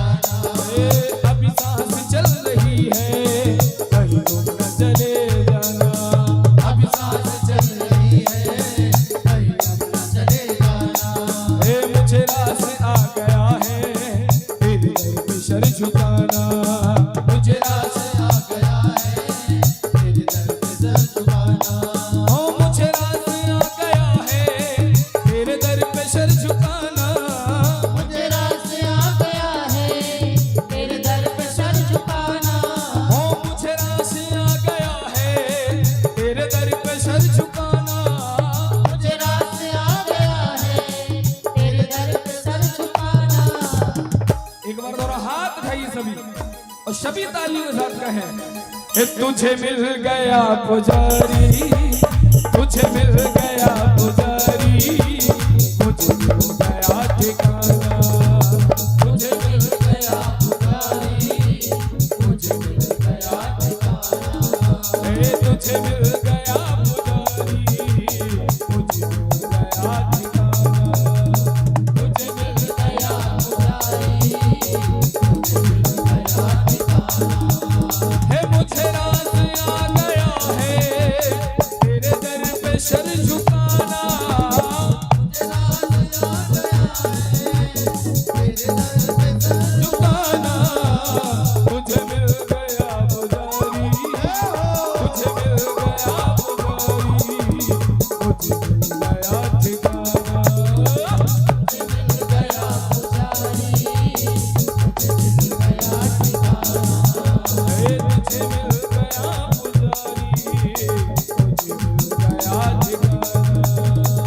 मुझे मिल गया पुजारी, मुझे मिल गया ठिकाना। और एक बार सभी पुनः दोनों हाथ उठा के राधा नाम लेते हो, सभी दोनों हाथ उठाए, जय राधे राधे राधे राधे राधे राधे राधे राधे राधे राधे राधे राधे राधे राधे राधे राधे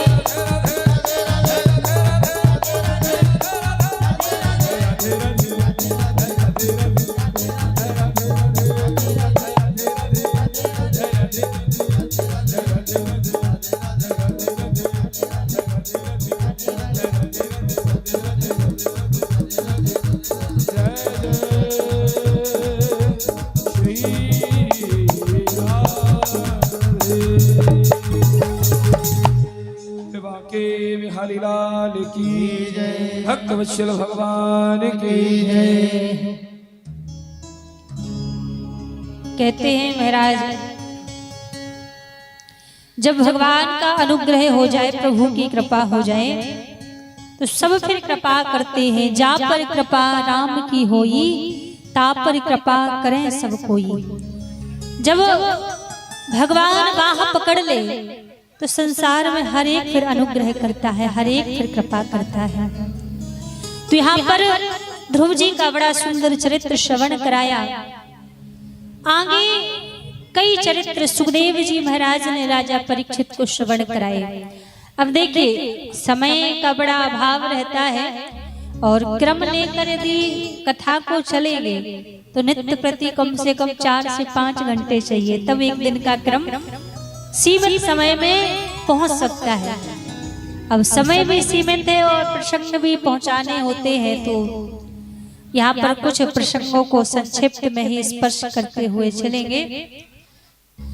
यहाँ ध्रुव जी का चरित्र श्रवण कराया, पृथु महाराज का पावन चरित्र श्रवण कराया, प्रहलाद जी महाराज का सुंदर चरित्र सुनाया, जड़ भरत का प्रसंग सुनाया, भगवान के नाम की महिमा श्रवण कराई, अजामिल उपाख्यान की कथा सुनाई। फिर महाराज यहाँ पर भगवान के वामन अवतार की कथा सुखदेव जी ने राजा परीक्षित को श्रवण कराई। कैसे देवताओं के दुखों का हरण करने के लिए माता अदिति के गर्भ से भगवान ने वामन अवतार धारण किया। वामन रूप बनाकर राजा बलि के द्वार पर भगवान गए।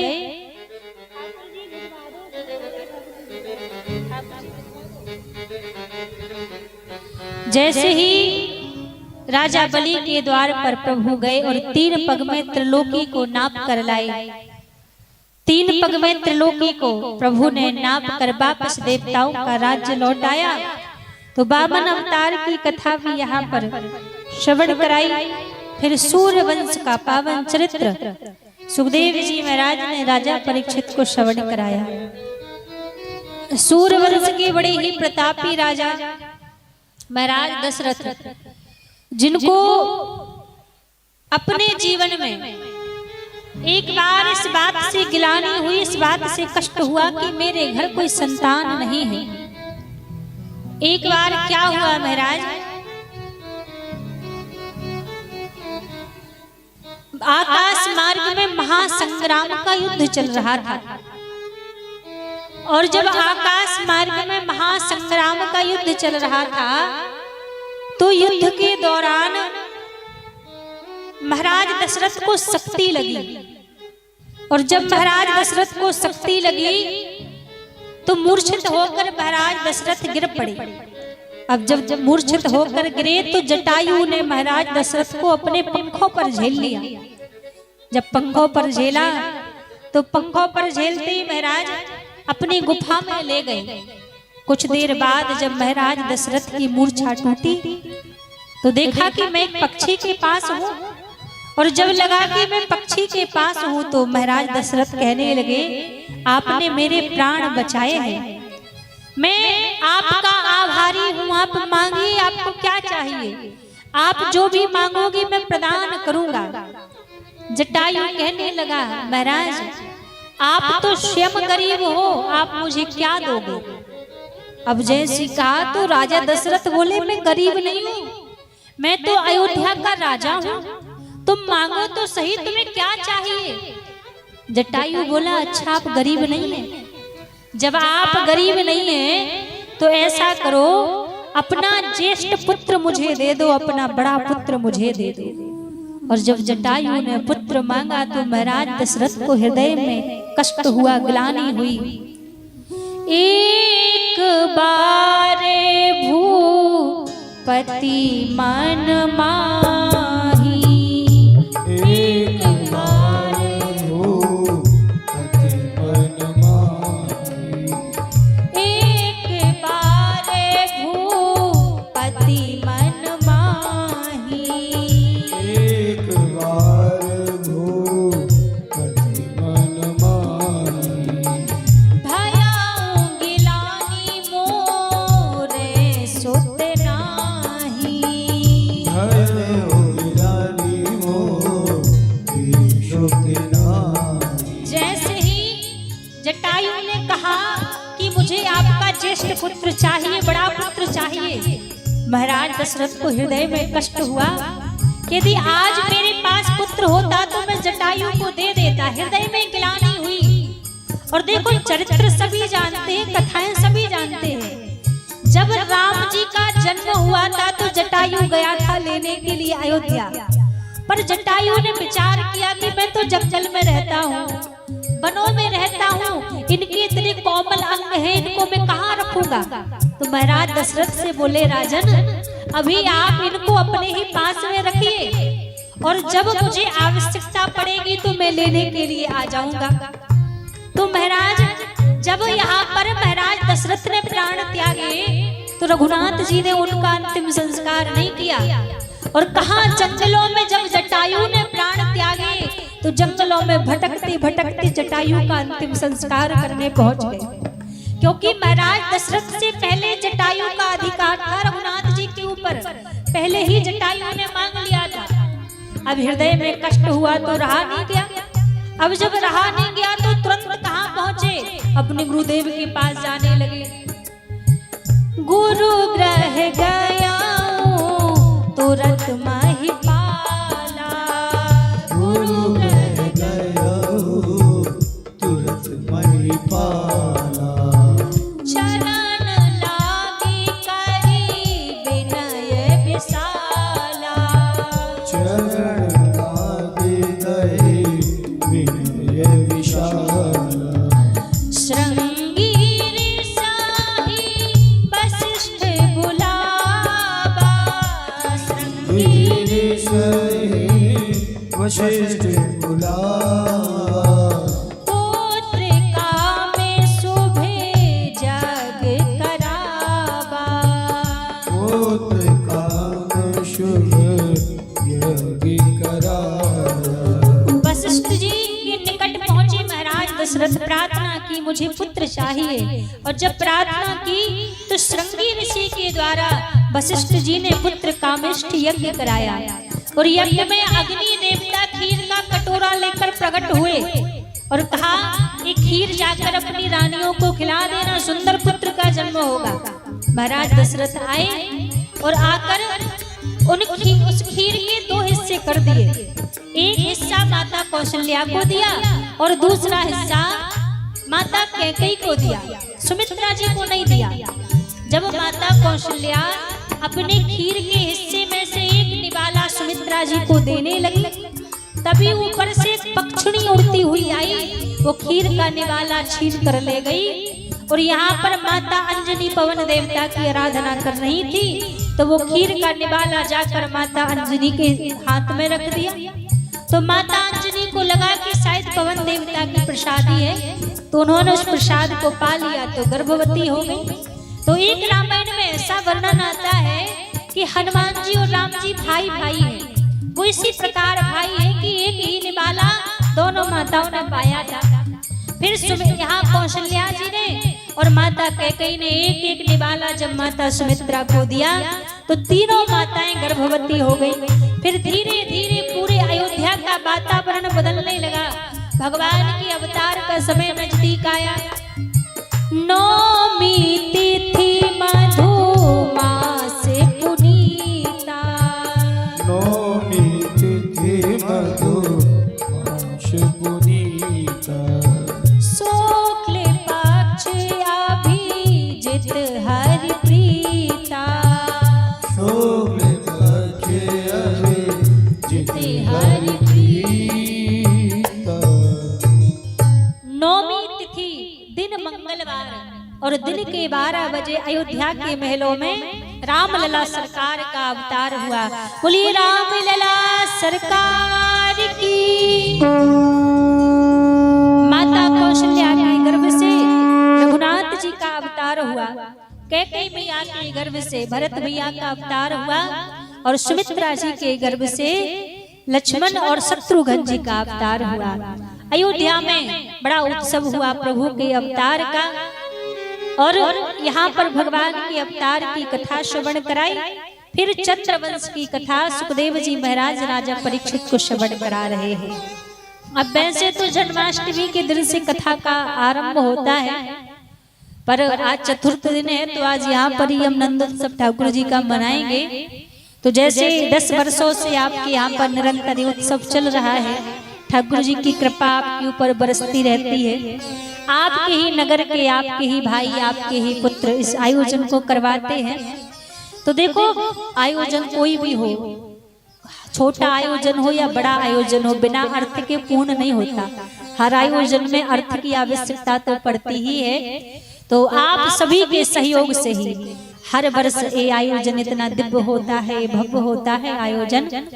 तो जैसे हर वर्ष आप सभी इस आयोजन में अपना दान पुण्य करते हैं, तो इस वर्ष भी आप सभी खूब बढ़ चढ़कर हमारी जो समिति है, तो समिति के लिए आप अपना दान सहयोग अवश्य करें।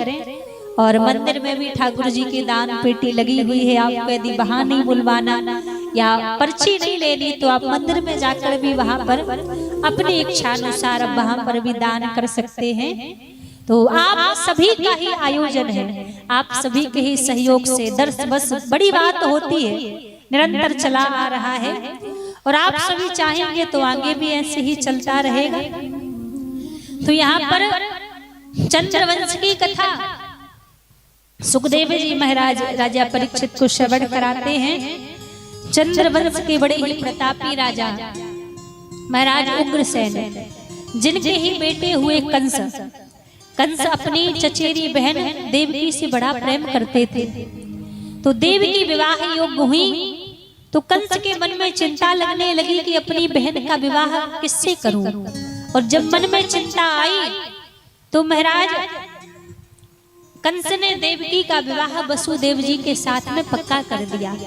देवकी वसुदेव का विवाह हुआ। विवाह के उपरांत कंस स्वयं ही विदा देने के लिए जा रहे थे। उसी समय आकाशवाणी हुई कि अरे कंस, जिस देवकी को इतने प्रेम से विदा कर रहे हो, इसी देवकी का अष्टम गर्भ तुम्हारा काल होगा। जैसे ही कंस ने सुना तो महाराज तलवार लेकर देवकी को मारने लगे। तो वसुदेव जी ने रोक लिया कि मैं आपको वचन देता हूँ, इनके गर्भ से जितनी भी संतान का जन्म होगा मैं एक एक करके आपको ला कर दूंगा। दोनों को बंदी गृह में डाल दिया। प्रथम पुत्र का जन्म हुआ, कंस ने उसको भी मार दिया। एक एक करके 6 पुत्रों को मार दिया। 7वें गर्भ में बलराम जी आए। भगवान ने अपनी माया के द्वारा बलराम जी को माता रोहिणी के गर्भ में स्थापित कर दिया। फिर अष्टम गर्भ में परम पिता परमात्मा श्री हरि नारायण आए। और जब 8वें गर्भ में भगवान आए तो सारे देवी देवता मिलकर भगवान की स्तुति करने लगे, भगवान का स्वागत करने लगे। और कुछ ही देर में हम सबके बीच में भी प्रभु अवतार लेकर आने वाले हैं। तो कौन कौन चाहता है प्रभु अति शीघ्र हम सबके बीच में अवतार लेकर आ जाए? कौन कौन भगवान को बुलाना चाहते हैं? सभी बुलाना चाहते हैं। तो आइए सभी मिलकर भगवान का स्वागत करेंगे। और बस हम सबके बीच में प्रभु प्रकट होकर हम सबको दर्शन देने के लिए आने वाले हैं।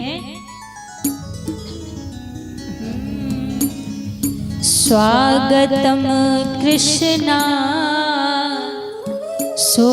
सुस्वागतम कृष्णा,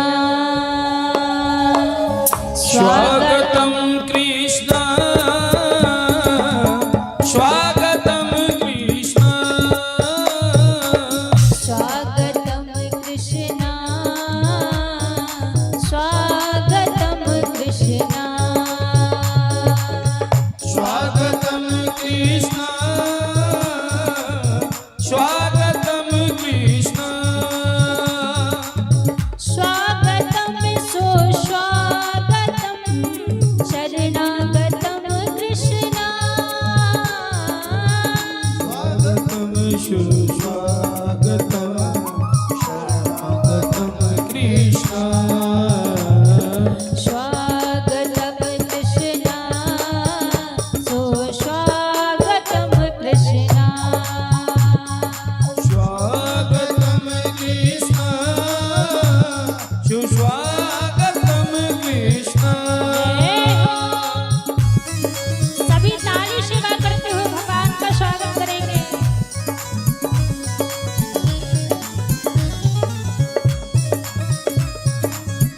बाकी बिहारी लाल की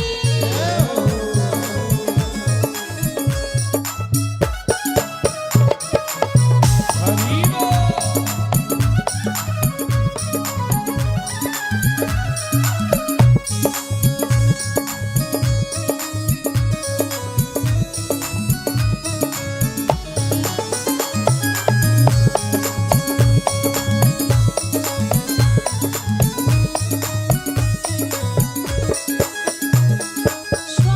स्वागतम सुस्वागतम शरणागतम कृष्णा, स्वागतम सुस्वागतम शरणागतम कृष्णा, स्वागतम सुस्वागतम शरणागतम कृष्णा, स्वागतम सुस्वागतम शरणागतम कृष्णा। और जरा हाथ ऊपर खड़े करके सभी ठाकुर जी का स्वागत करेंगे। हम सबके बीच में प्रभु पधार चुके हैं। सीधे सीधे हाथ करके सभी स्वागतम कृष्णा सुस्वागतम कृष्णा, स्वागतम कृष्णा सुस्वागतम कृष्णा, स्वागतम कृष्णा सुस्वागतम कृष्णा, स्वागतम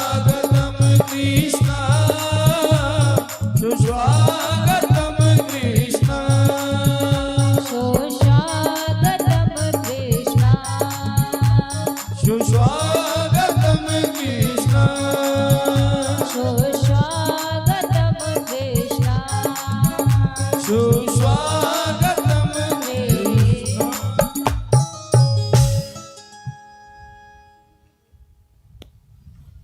और हम सब के बीच में भी आज भगवान हमारे वृंदावन से चलकर जो बिहारी जी आए हैं, देखो रोज यहाँ बैठते हैं, यहाँ से दर्शन देते हैं। सभी बैठे रहे, माताएं खड़ी ना हो, बैठ जाएं सभी। और देखो आप अपने स्थान पर ही बैठे रहें, ठाकुर जी स्वयं आपके स्थान पर चले जाएंगे। जो माताएं खड़ी हो रही हैं, जितनी भी माताएं खड़ी हो रही हैं, सभी ध्यान देंगे, आप अपने स्थान पर ही बैठे रहें।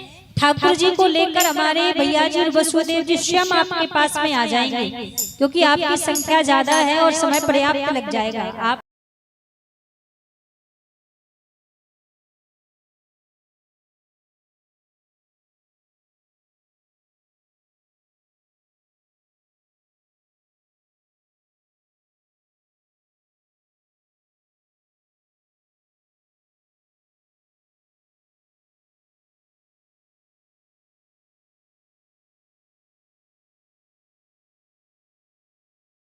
आयो लाल बधाई दे देरी मैया, तेरी गोद में आयो लाल बधाई दे देरी मैया। ओ तेरी गोद में आयो लाल बधाई दे देरी मैया, तेरी गोद में आयो लाल बधाई दे देरी मैया। ओ दे देरी मैया बधाई दे देरी मैया,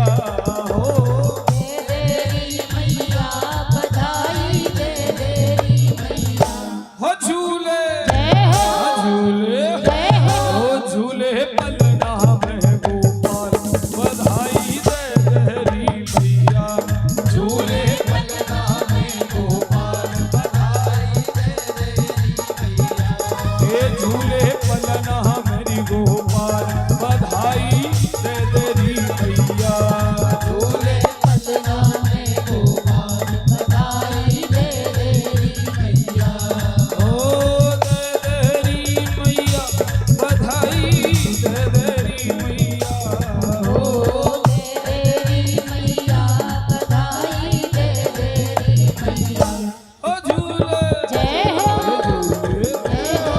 झूले पलना में गोपाल बधाई दे देरी मैया, झूले पलना में गोपाल बधाई दे देरी मैया। बधाई हो।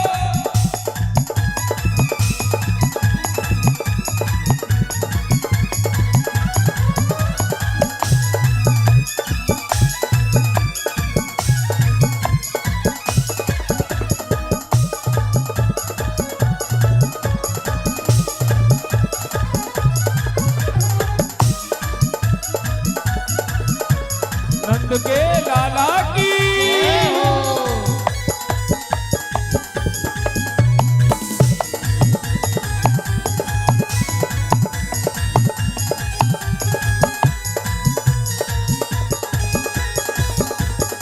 नाच नाच के गावे बधाई, बजे ढोल और थाल। नाच नाच के गावे बधाई, बजे ढोल और थाल। नाच नाच के गावे बधाई, बजे ढोल और थाल। नाच नाच के गावे बधाई, बजे ढोल और थाल। और दे दे हमको तगड़ी पायल और मोतियन को हार हो, दे दे हमको तगड़ी पायल और मोतियन को हार। ओ तेरी ओ तेरी ओ तेरी गोद में आयो लाल बधाई दे देरी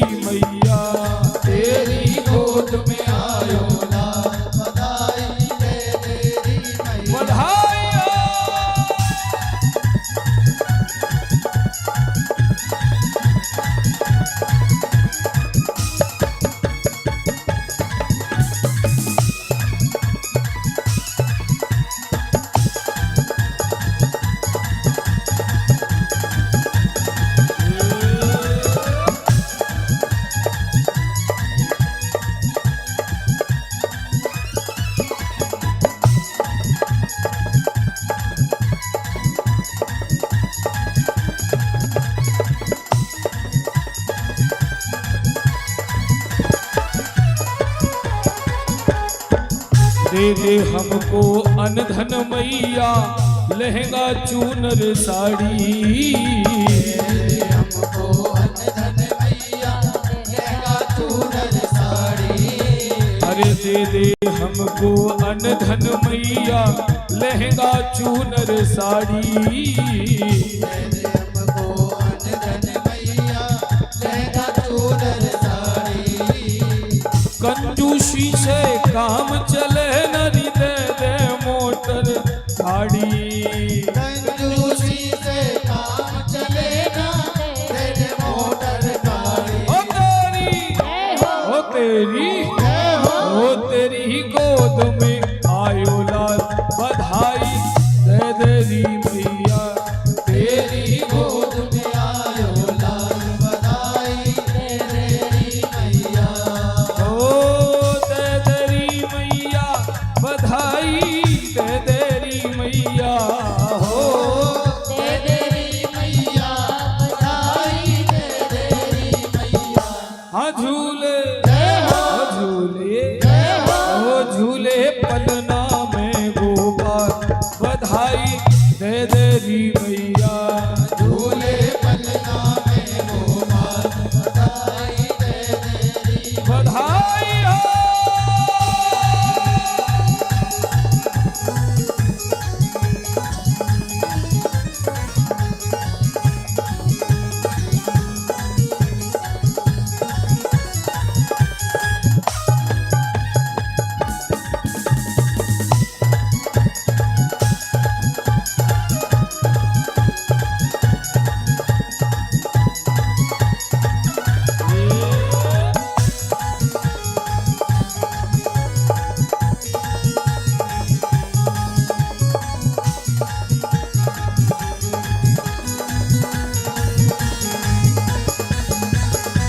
दे दे हमको मेवा मिठाई नंद बाबा हर साए। दे दे हमको मेवा मिठाई नंद बाबा हर साए। दे दे हमको मेवा मिठाई नंद बाबा हर साए। दे दे हमको मेवा मिठाई नंद बाबा हर साए। और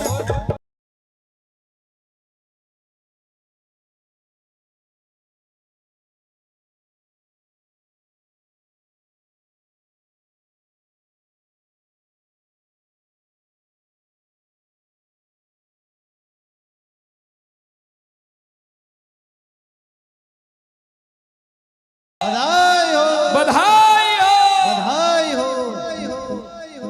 और भैया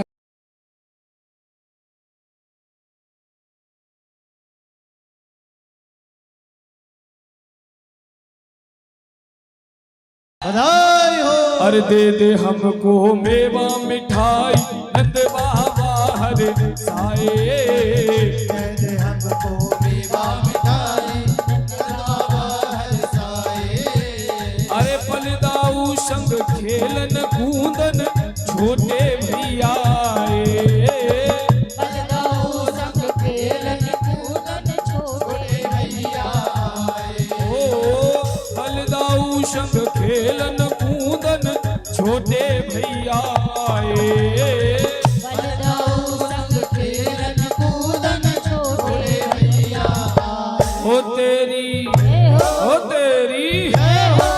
तेरी गोद में आयो ला बधाई दे दे री मैया। तेरी गोद में आयो लाल बधाई दे दे री। बोल नंद के लाला की।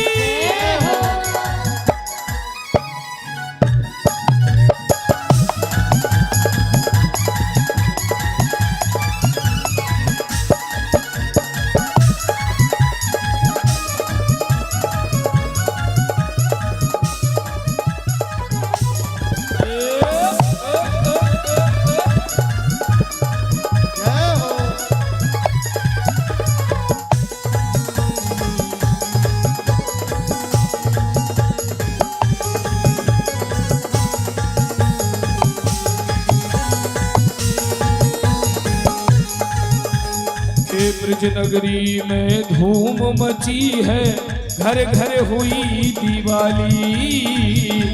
नगरी में धूम मची है, घर घर हुई है दिवाली।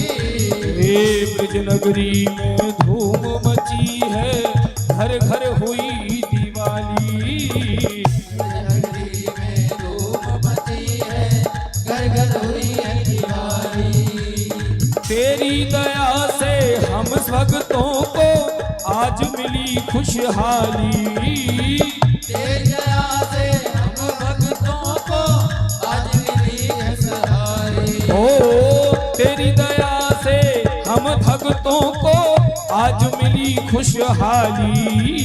तेरी दया से हम भक्तों को आज मिली खुशहाली। ओ तेरी गोद में आयो लाल, बधाई दे तेरी मैया। तेरी गोद में आयो लाल, बधाई दे तेरी मैया। बधाई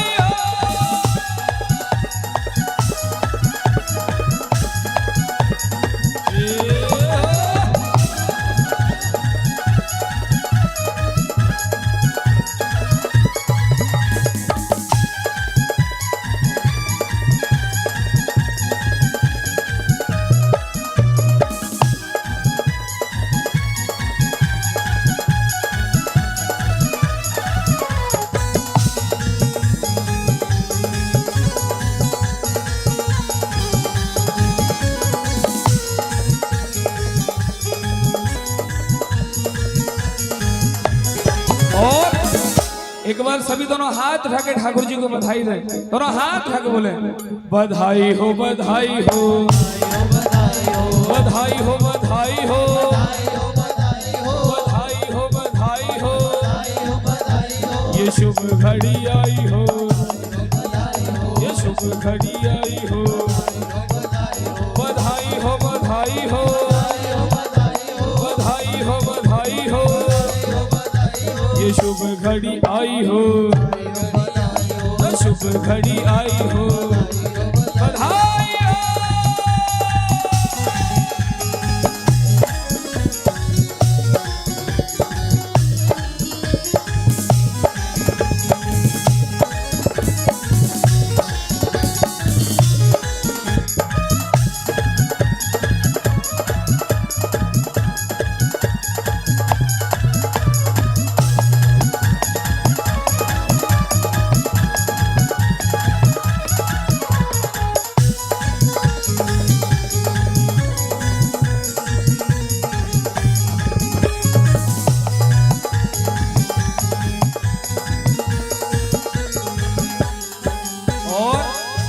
एक गोपी कह रही है मैया, अरे लाला की सुन के मैं आई, यशोदा मैया दे दे बधाई। लाला की सुन के मैं आई, यशोदा मैया दे दे बधाई। ओ लाला की सुन के मैं आई, यशोदा मैया दे दे बधाई। लाला की सुन के मैं आई, यशोदा मैया दे दे बधाई। ओ दे दे बधाई मैया दे दो बधाई। दे बधाई मैया दे दो बधाई। ओ दे दो बधाई मैया दे दो बधाई। दे दो बधाई मैया दे दो बधाई। ओ लाला की सुन के मैं आई, यशोदा मैया दे दो बधाई। लाला की सुन के मैं आई, यशोदा मैया दे दो बधाई। टीका भी लूंगी मैया बिंदिया भी लूंगी। टीका भी लूंगी मैया बिंदिया भी लूंगी। टीका भी लूंगी मैया बिंदिया भी लूंगी। टीका भी लूंगी मैया बिंदिया भी लूंगी। हे बिंदिया भी लूंगी, हाँ बिंदिया भी लूंगी। बिंदिया भी लूंगी, हाँ बिंदिया भी लूंगी। टीका भी लूंगी मैया बिंदिया भी लूंगी। टीका भी लूंगी मैया बिंदिया भी लूंगी। रेशम की लूंगी रजाई, यशोदा मैया दे दो बधाई। सबकी लूंगी बधाई, यशोदा मैया दे दो बधाई। ओ रेशम की लूंगी रजाई, यशोदा मैया दे दो बधाई। सबकी लूंगी रजाई, यशोदा मैया दे दो बधाई। जय हो।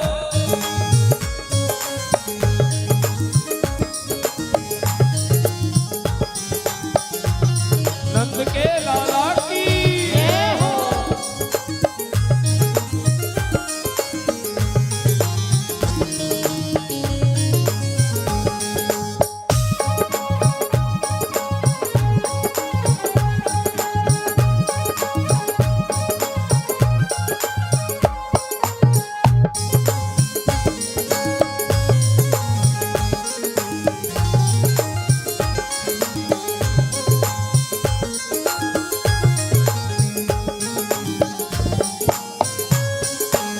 साड़ी भी लूंगी मैया, लहंगा भी लूंगी। साड़ी भी लूंगी मैया, लहंगा भी लूंगी। साड़ी भी लूंगी मैया, लहंगा भी लूंगी। साड़ी भी लूंगी मैया, लहंगा भी लूंगी। हे लहंगा भी लूंगी मैया, लहंगा भी लूंगी। लहंगा भी लूंगी मैया, लहंगा भी लूंगी। कुर्ता की कुर्ता की कुर्ता की लूंगी कढ़ाई, यशोदा मैया दे दो बधाई। लाला की सुन के मैं आई, यशोदा मैया दे दे बधाई। ओ लाला की सुन के मैं आई, यशोदा मैया दे दो बधाई। लाला की सुन के मैं आई, यशोदा मैया दे दो बधाई हो।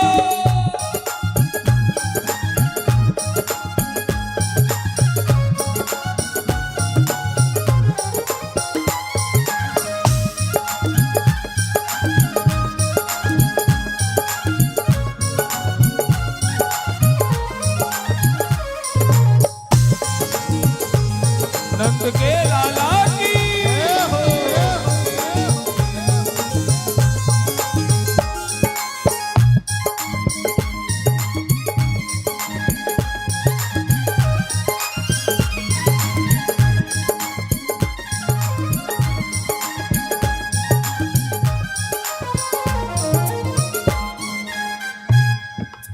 सभी अपनी अपनी जगह खड़े हो जाएं। कुछ समय आप हम सभी नंद उत्सव का भी आनंद लेंगे। सभी यथास्थान खड़े हो जाएंगे।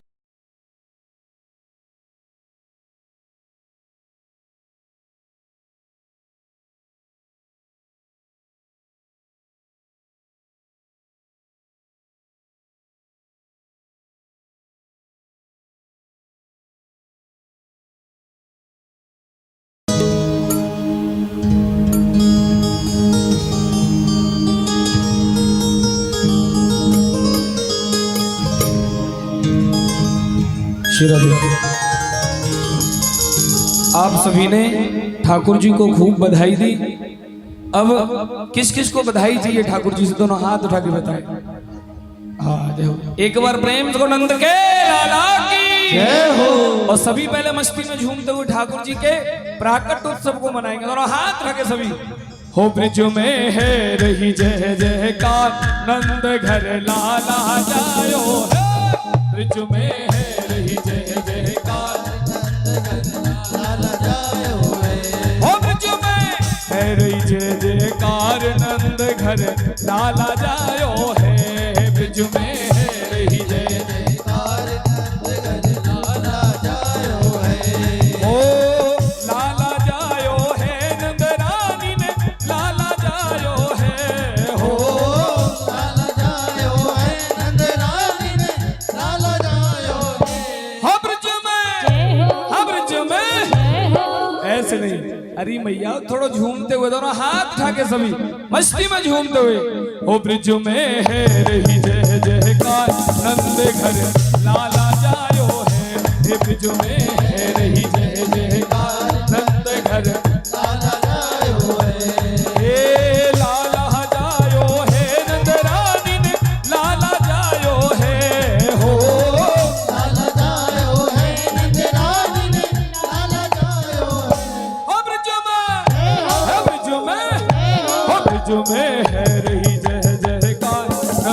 घर लाला जायो है ओ बिजू में रही जय जयकार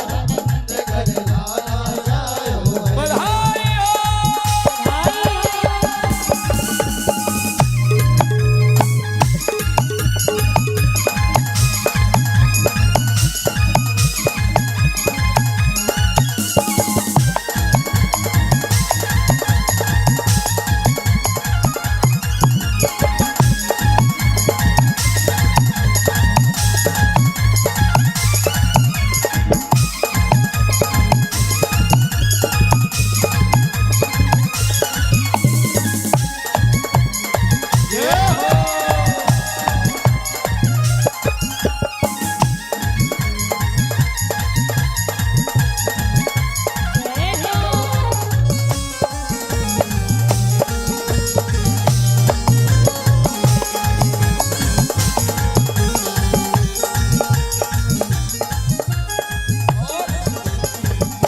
किस किस को बधाई चाहिए दोनों हाथ उठा करके। हाँ श्याम भैया आगे आ जाओ, दूर तक फेंकिए है ना, और आप थोड़े थोड़े आगे आ जाओ। दोनों हाथ उठाकर जिसे बधाई चाहिए ठाकुर जी की और मस्ती में झूमते हो गए। अभी नहीं मैं कहूँ जाओ एक बार प्रेम से बधाई हो बधाई हो। ब्रिज में है रही जय जयकार नंद घर लाला जायो है ओ ब्रिज में है रही जय जयकार नंद घर लाला जायो है ओ लाला जायो है नंद रानी ने लाला जायो है हो लाला जायो है नंद रानी ने लाला जायो हो ब्रिज में हो ब्रिज में हो ब्रिज में है रही जय जयकार नंद घर लाला जायो है ओ ब्रिज में है रही जय जयकार नंद घर लाला जायो है। एक बार दोनों हाथ उठाए सभी सभी दोनों हाथ रखे एक दो 3 बधाई हो।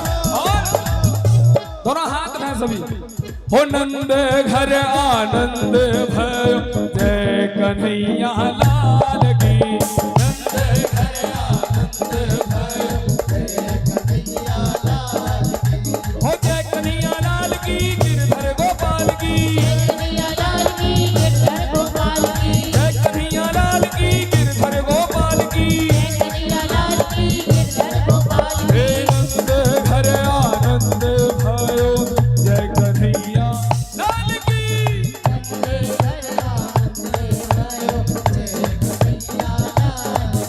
हो जय कन्हैया लाल की गिरधर गोपाल की कन्हैया लाल की गिरधर गोपाल की हो जय कन्हैया लाल की गिरधर गोपाल की कन्हैया लाल की गिरधर गोपाल की।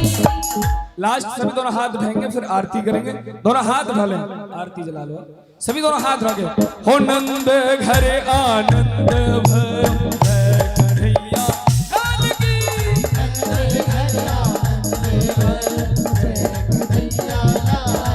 हो बधाई हो बधाई हो बधाई हो बधाई हो ये शुभ घड़ी आई हो ये शुभ घड़ी आई हो बधाई हो बधाई हो बधाई हो बधाई हो ये शुभ घड़ी आई हो ये शुभ घड़ी आई हो बधाई हो बधाई हो बधाई हो बधाई हो बधाई हो बधाई हो। एक बार राधा नाम लेते हैं सभी आरती की तरफ चलेंगे। दोनों हाथ उठाएं सभी दोनों हाथ उठाएंगे और साथ में बोलेंगे भी सभी। देखिए नाम का भी तभी